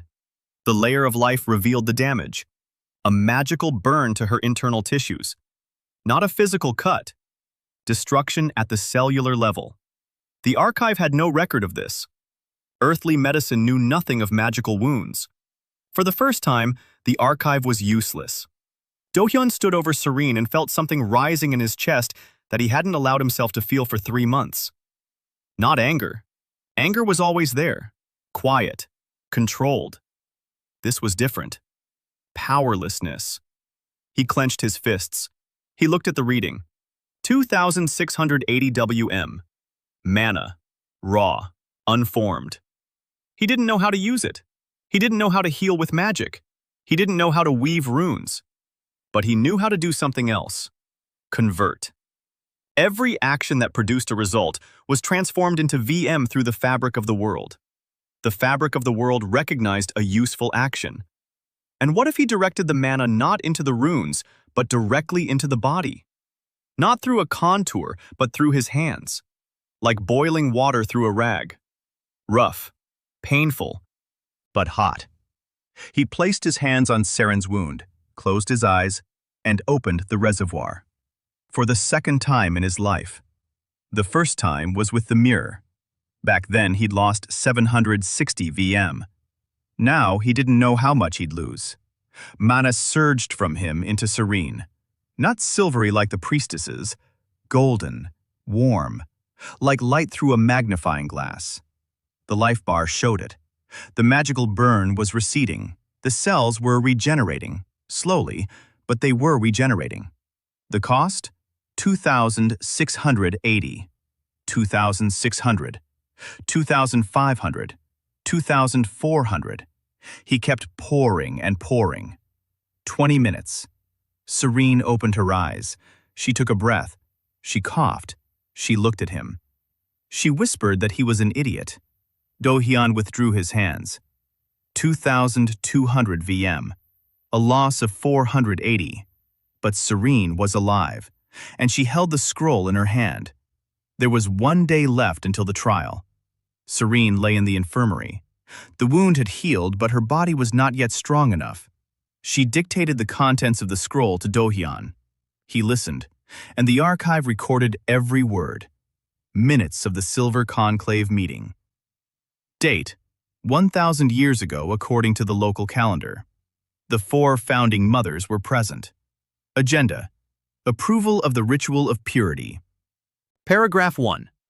Purpose of the ritual: the elimination of the male line of the Elven race in order to... Dohyun stopped Cha Dohyun. He asked what came next. Cha Dohyun looked at him. She said it was to reduce demographic stability to the threshold at which it would become possible to initiate the second ascension. Not for purity. Not for the ascension of the race. For extinction. deliberate, controlled. 1,000 years ago, the conclave consciously doomed its people to extinction and concealed it under the doctrine of purity. Dohyun sat and looked at the scroll. 4 seals, 4 signatures, paragraph after paragraph, calculations, timelines, projections. They knew the birth rate would plummet. They knew the forests would rot away. They knew the cities would be emptied. And they wanted it that way. Because when the race reached the threshold, when there were few enough left, when despair became absolute, then it would be possible to carry out the second ascension, the merging of the remnants of the race with something that slumbered beneath the capital. Root beneath the root. An ancient being. Dohyun memorized that name. The protocol didn't explain what it was, only that for its awakening, the threshold of extinction and a massive infusion of mana are needed. Siren said that the Guardians of the Root, a secret faction within the conclave, are behind it all. The 4 founding mothers were the first guardians. Siren is their instrument. Perhaps she knows. Perhaps not. Perhaps she was told part of the truth, that the curse is necessary, that men are truly evil, that it's all for a higher purpose. Dohyun rolled up the scroll and placed it on the table. He stared at the wall. He needed an hour of silence to rethink his strategy. Protocol 7700 called for a counter-accusation. But now the scale was different. This wasn't just a lie about corruption. This was genocide against their own people. Millennia long. Planned. Documented. If he presented this to the council, the consequences would be unpredictable. Panic. Chaos. Collapse. The 9 houses would learn that they had been led to the slaughter for 1,000 years. The reaction could be anything. From the immediate overthrow of the conclave, to denial, to accusing Dohyun himself of forgery, to war. He requested the archive. Protocol 8100, exposing systemic lies within a hierarchical structure, minimizing destructive consequences. The archive provided a framework. Don't dump everything at once. Dose it out. Give the council a chance to come to conclusion on its own. Do not accuse. Show. Do not shout. Put it on the table. The numbers, the demographics, the timeline, and at the end, the document, as a final touch. Not as a blow, but as a question to which the conclave has no answer. Dohyun spent the night at the table, drafting a speech. Not a speech, a dry calculation. Bookkeeping, as Yun-ho would say. Not heresy, but bookkeeping. Lornval's figures versus the conclave's figures. Birth rate, crop yield, population, health. 3 months of his district versus 1,000 years of their rule. A simple comparison. Let the council do the math itself. Let it decide for itself what these numbers mean. And then the document. In the morning he checked the reading. 2,200 VM. Low. After Saren's treatment and the mirror's repair, he'd lost a total of more than 1,200 units. But over the last day, the conversion rate had picked up a bit. 2,240. 12 villages were operational. Every hectare, every trained person, every person healed. A continuous stream. Slow but steady. Irene had sent a carriage. The House of Silvertorn provided transportation and an escort. 12 horsemen. The banner of the Silver Thorn. An official delegation. Dohyun got into the carriage. Next to him was a scroll bearing 4 seals. On his lap lay Varan's birch bark notebooks with figures for each village. 11,000 records in his head. 2,240 VM on his collarbone. The journey to the capital took 2 days. Dohyun didn't sleep. He counted. He ate. He counted. The conversion rate trickled in. 2,260 by the end of the first day of the journey. 2,290 by the middle of the second. 12 villages were operating without him. Karim was leading Semlorn. Varan was coordinating the rest. The system was working, without its creator. That was the main proof. Dohyun wasn't a miracle. Dohyun was a method. The method worked without him. Reproducible, scalable, transferable. The silver citadel appeared on the horizon in the evening of the second day. White towers, silver spires. The city all around, half empty. The life layer activated automatically, and Dohyun nearly choked. The capital was dying. The Malorns in the city parks were dead. The soil beneath the cobblestones was poisoned to a depth of 3 meters. The water supply was contaminated by magical runoff from the citadel. The city's population was 4,000. It had been 40,200 years ago. Empty neighborhoods, boarded-up houses, streets where no one walked. And beneath it all, deep down, that very thread. Violet, the one he'd seen in Talvin. Here it wasn't a thread. Here it was a river.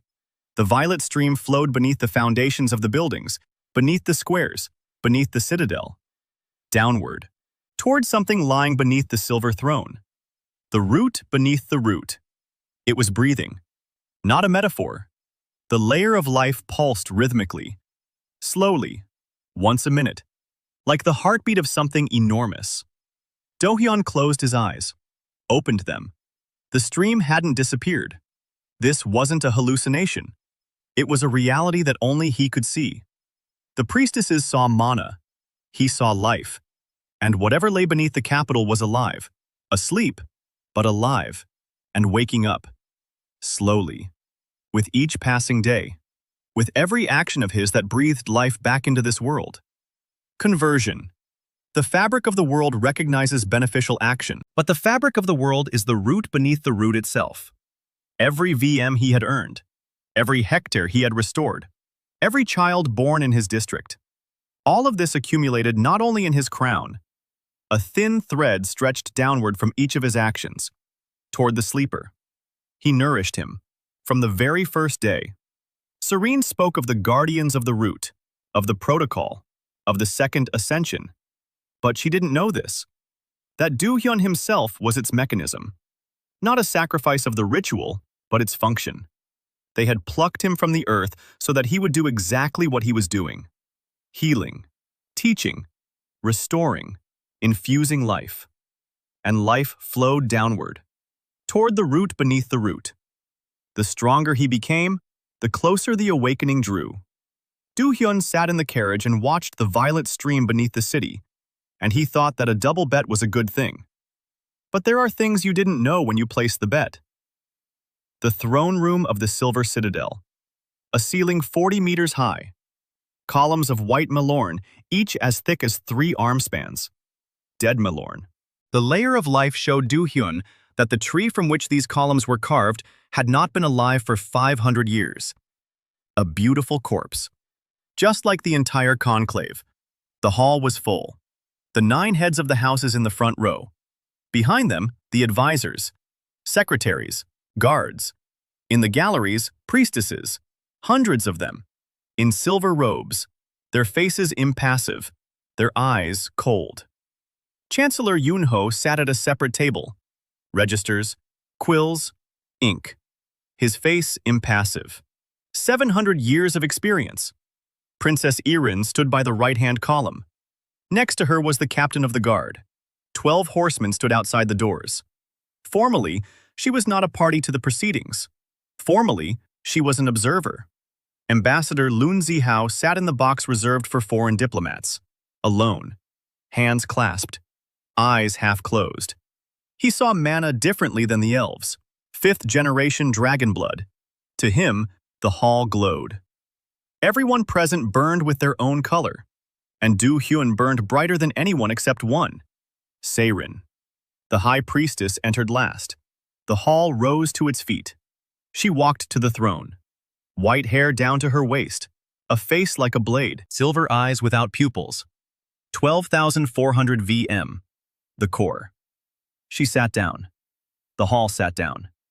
The court mirror stood in the center of the hall. Full length. Life-size. Silver frame. The mirrored surface was as clear as water. Anyone who touched it would reveal their crown. Publicly.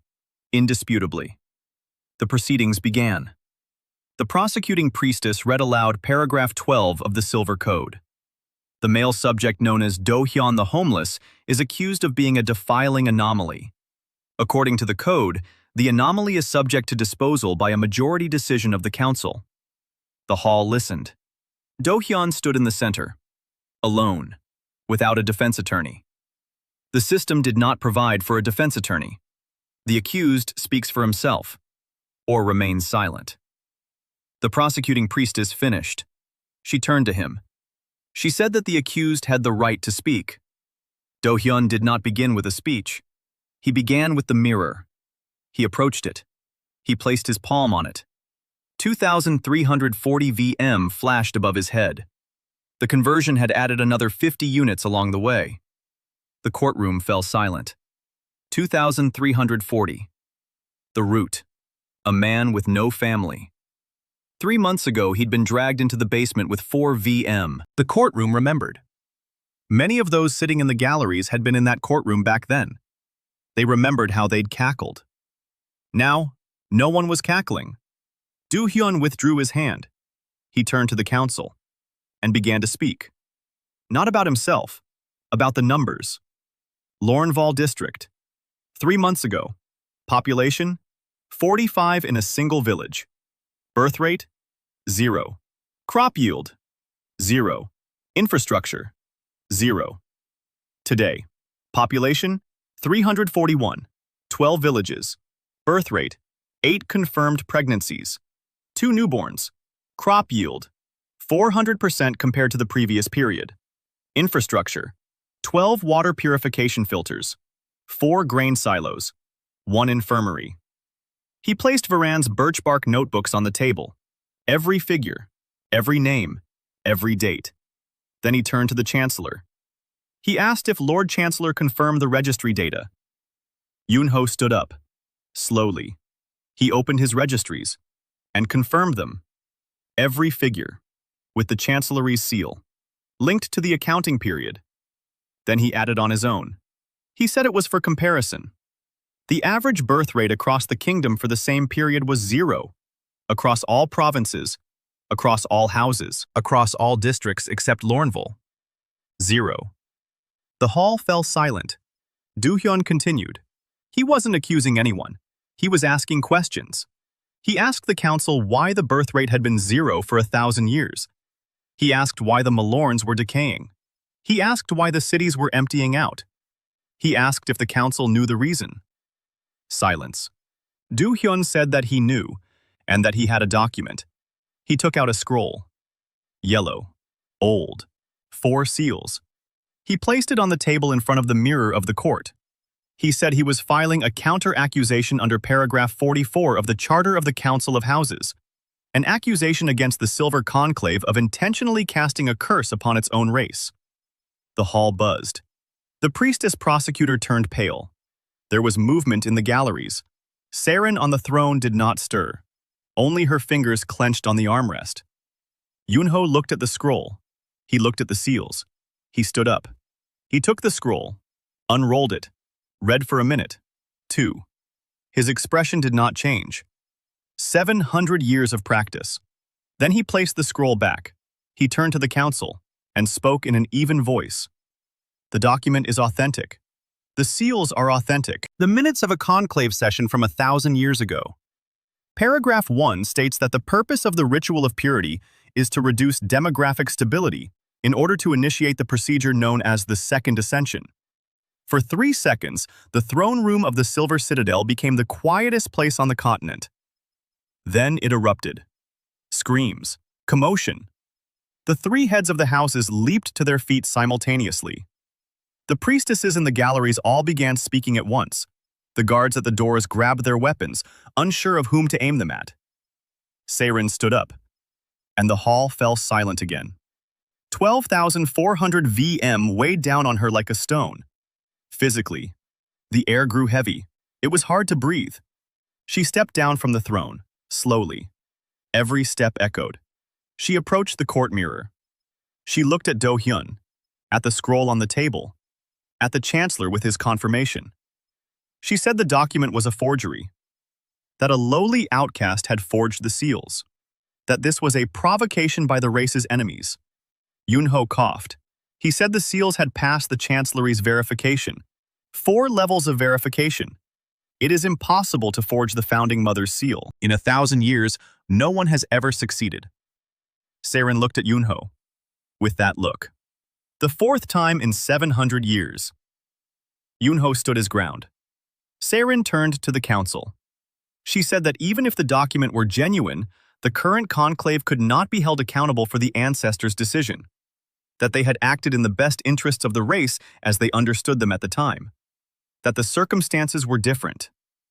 Dohyun asked what circumstances could justify 1,000 years of extinction. Saren did not answer.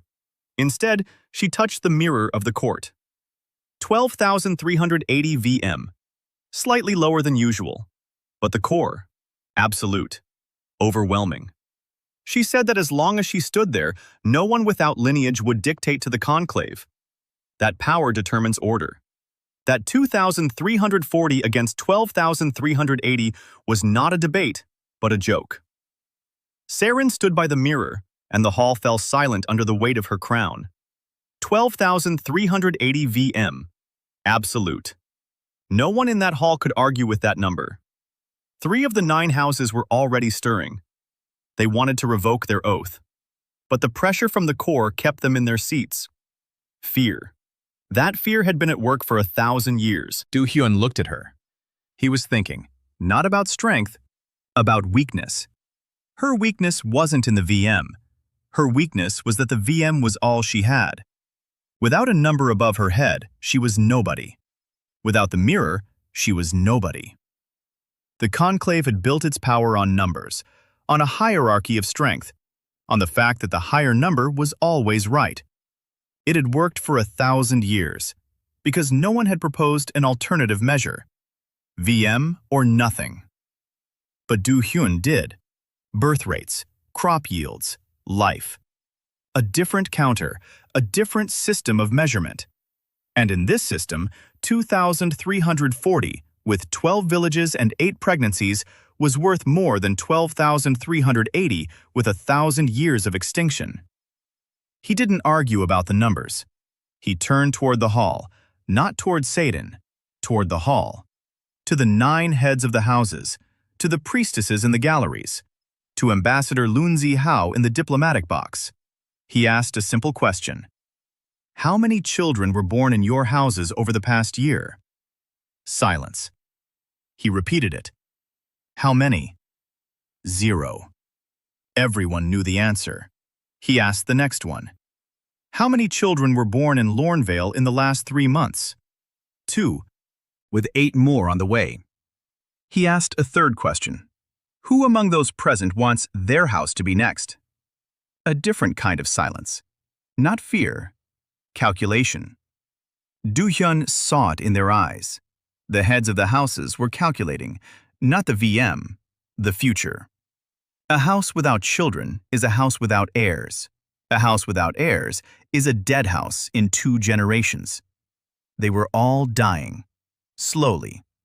1 quarter per decade. And here, standing before them, was a man who, in 3 months, had reversed this process in a single district. It didn't matter what crown he wore. What mattered was what he could do. Irene stepped forward, formally an observer, but an heiress. A title, legitimacy. She placed the Silvertorn House registry extract on the table before the council, with seals, with data. She stated that House Silvertorn was revoking its oath to the Silver Conclave, based on the evidence presented of intentional harm to the race under the law of Illyrian, the first house. The head of House Valtoran stood up, an old elf, 2,000 years old, a lineage dating back 3,200 years. He didn't speak eloquently. He said that no child had been born in his house for 40 years, that his house would die out in a century, that if a rootless one from the basement could change that, then he didn't give a damn about the doctrine of purity. House Valtoran revoked its oath to the conclave. The second, the third, House Salunar, House Orn Kellet. One after another, each stood up, each spoke their piece. Some spoke of children, some spoke of the harvest, some simply nodded in silence. 3 houses out of 9 withdrew their oaths, then 4, Then 5. Saren stood by the mirror. Each withdrawal was a blow. Not a physical one, a political one. The conclave's legitimacy was built on the house's oaths. Without those oaths, the conclave was an empty crown. Dohyun watched, and he watched the mirror. The number above Saren's head kept changing. 12,380, 12,300, 12,200, 12,100. VM. The crowns reacted to the status, to legitimacy, to recognition. The conclave was losing recognition, and her crown was slipping. Not critically. She was still the core, but the trend, the direction, a decline. For the first time in 1,000 years, the 6th house, the 7th. Saren turned pale.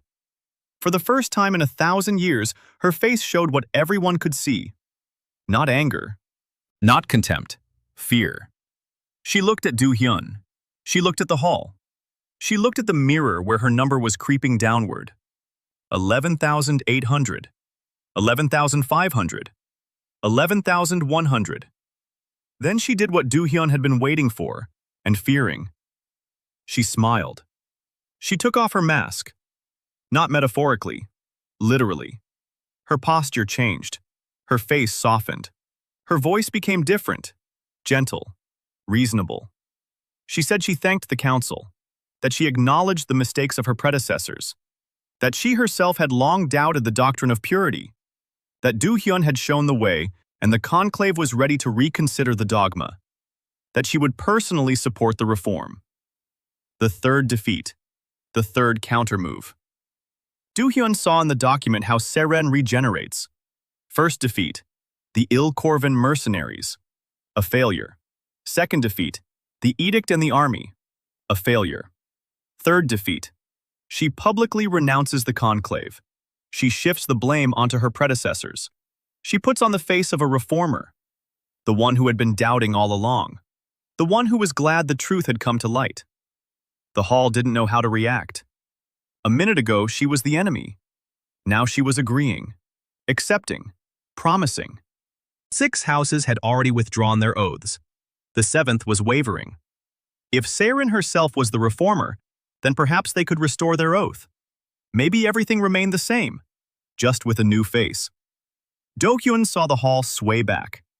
He saw how fear of the core mingled with relief that they wouldn't have to break the system. They could simply change the rhetoric and carry on. He couldn't let that happen. Not because he was seeking revenge, because if Saren remained in any capacity, the guardians of the root would remain. The second ascension would remain. The root beneath the root would continue to awaken. And when it awoke, he opened his mouth. But he was beaten to it. Chancellor Yunho stood up. 700 years of silence. 700 years of neutrality. 700 years of impartial record-keeping. He stood up and placed another folder on the table, a thick one. He said that, as part of his official duties, he was obligated to present the full data to the council. He said that for 30 years, Princess Irin Silvertorn had been passing materials to him that he was not authorized to disclose until the official trial. The trial is now underway. Paragraph 44 has been activated, and he is obligated. The folder contained 30 years of Irin's work, testimonies, evidence, financial records, transfers of conclave assets, the sale of artifacts, the trade in half-bloods, connections with the keepers of the root, and Saren's personal correspondence, dating back over the last 40 years, in which she explicitly mentioned the need to accelerate the extinction for the second ascension. She knew. She knew all along. Not a pawn, an accomplice. The chamber read it. The court's mirror pulsed. The number above Saren's head was falling. 11,100, 10,800, 10,400. Legitimacy was crumbling, the crown along with it. She stood by the throne and, for the first time in 1,000 years, did not control the room. 8 of the 9 houses had revoked their oaths. The 9th Ilkorvan. Terwin Ilkorvan sat in her chair, white as chalk. She was bound to Saren by a private oath. If she revoked her oath, Saren would drag her down with her. If she did not revoke it, she would remain on the losing side. Terwin stood up. She paused. She revoked her oath. 9 out of 9. Yunho stood at his desk. He recited a formula that had not been spoken in 400 years. Under Illyrian law, heresy against the race is punishable by deposition. The Silver Conclave, represented by High Priestess Seren Ilvanar, is deposed by a unanimous decision of the Council of the Nine Houses. Seren stood by the throne. 10,400 VM. Still the core. Still stronger than anyone in the hall. Deposition does not take away mana. It takes away power. And power and strength in Illyrian are not the same thing. She looked at Dohyun, at the hall, at the 9 empty seats where the heads of the houses who had just renounced her had been sitting. She said this wasn't the end. Her voice was steady, without a tremor. 1,000 years on the throne had given her a composure that a single trial could not shatter. Then she raised her hand, and the air behind her ripped apart. A portal, silvery, round, darkness beyond it. She stepped into it and vanished. Not captured, not killed. Gone. The guards didn't make it in time. Yunho didn't give the order. No one expected it. The portal closed. The throne room slowly exhaled. Like a person who had been holding their breath for 1,000 years, Iron approached the chancellor. She placed a scroll before him. A petition for regency. Temporary rule until constitutional order is restored. Yunho looked at the scroll, at Iron, at Dohyun, at the empty throne. He picked up a quill. He affixed his seal. Crown Princess Iron Silvertorn, Regent of Illyrian. Temporarily. But in politics, that word means as long as necessary. The hall began to stir. Movement, conversations, relief, fear, uncertainty. 1,000 years of a single system had collapsed in a single evening. No one knew what would happen next. Dohyun stood by the court mirror. He didn't move. He stared at his reflection. Thin, gaunt, round ears. A face out of place here. 2,340 VM. Lower than that of half the heads of the houses. Lower than Seren's even after his fall. But the hall that had roared with laughter a year ago when he was dragged into the basement with 4 VM. That hall now silently parted before him. Not out of fear of the number, out of respect for what he had done with that number. Ambassador Lun Zihao approached. Short, calm, eyes with vertical pupils. Dragon blood. He saw mana differently, not as numbers, as streams, as colors, as structures. He looked at Dohyun, and Dohyun saw something in his eyes he hadn't expected. Not admiration, alarm. Lun Zihao asked if he could speak with Dohyun in private. Dohyun nodded. They stepped out onto the balcony of the throne room. Below lay the capital. Empty streets, dead Malorns, a violet current beneath the foundations, visible only to Dohyun and to Lun Zihao. Because the ambassador could see it too. He said so right away. He said that dragon's blood allows one to see the deep currents. That he had been observing the violet network beneath the capital ever since his arrival a year ago. That it had been thin and weak back then. That over the past 3 months, it had become a river. He asked Dohyun if he knew what lay beneath the silver throne. Dohyun said he did. The root beneath the root. Lun Zihao nodded. He said that his empire had known of this being for 2,000 years, long before the ritual of purity, long before the conclave. Root beneath root is older than Elven civilization, older than the dragons. It was here when both peoples still lived in caves. It sleeps, and the networks of Root's guardians want to wake it up. That's bad. Lun Zihao uttered that word without emotion. Bad. Not a catastrophe, not an apocalypse, just bad. Like a poor harvest, like a war, like a plague, on a massive scale. He said that the second ascension is not a metaphor.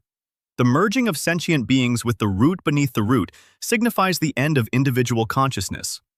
Not death. Worse. Dissolution. The elves will cease to be elves. They will become part of something that has no name in the languages of the living. Dohyun listened. Then he asked the most important question. his actions, his conversion, his work. This fuels the awakening. Every hectare restored, every child saved, every VM. The thread runs downward, toward the sleeper. Lun Zihao nodded. He said yes. Dohyun closed his eyes. He opened them. He looked at his hands. These hands had healed, taught, built, revived barren land. And every movement of these hands brought closer something that would make the world tremble. He asked Lun Zihao if there was a way to stop the awakening without ceasing his work, without stopping healing and teaching. Lun Zihao was silent, for a long time. Then he said there was. Theoretically, the conversion thread leads to the root beneath the root, because the fabric of the world directs it there. The fabric of the world. The system. The very one that converts knowledge into VM. It is not neutral. It is part of the root. The entire world. The earth. The trees. Water. Mana.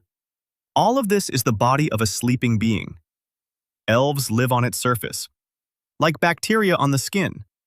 And when Dohyun heals the skin, the bacteria thrive. But the body also awakens. To break the thread, we need to find an alternative channel of conversion, to direct the flow outward rather than downward. Not into the root beneath the root, but into the people themselves. Dohyun asked how. Lun Zihao said he didn't know. That this is a problem no one has ever solved. That his empire had been observing it for 1,000 years and had found no answer. Then he added, "But we're not agronomists. You're the first to heal the world from within. Perhaps the first to see the way."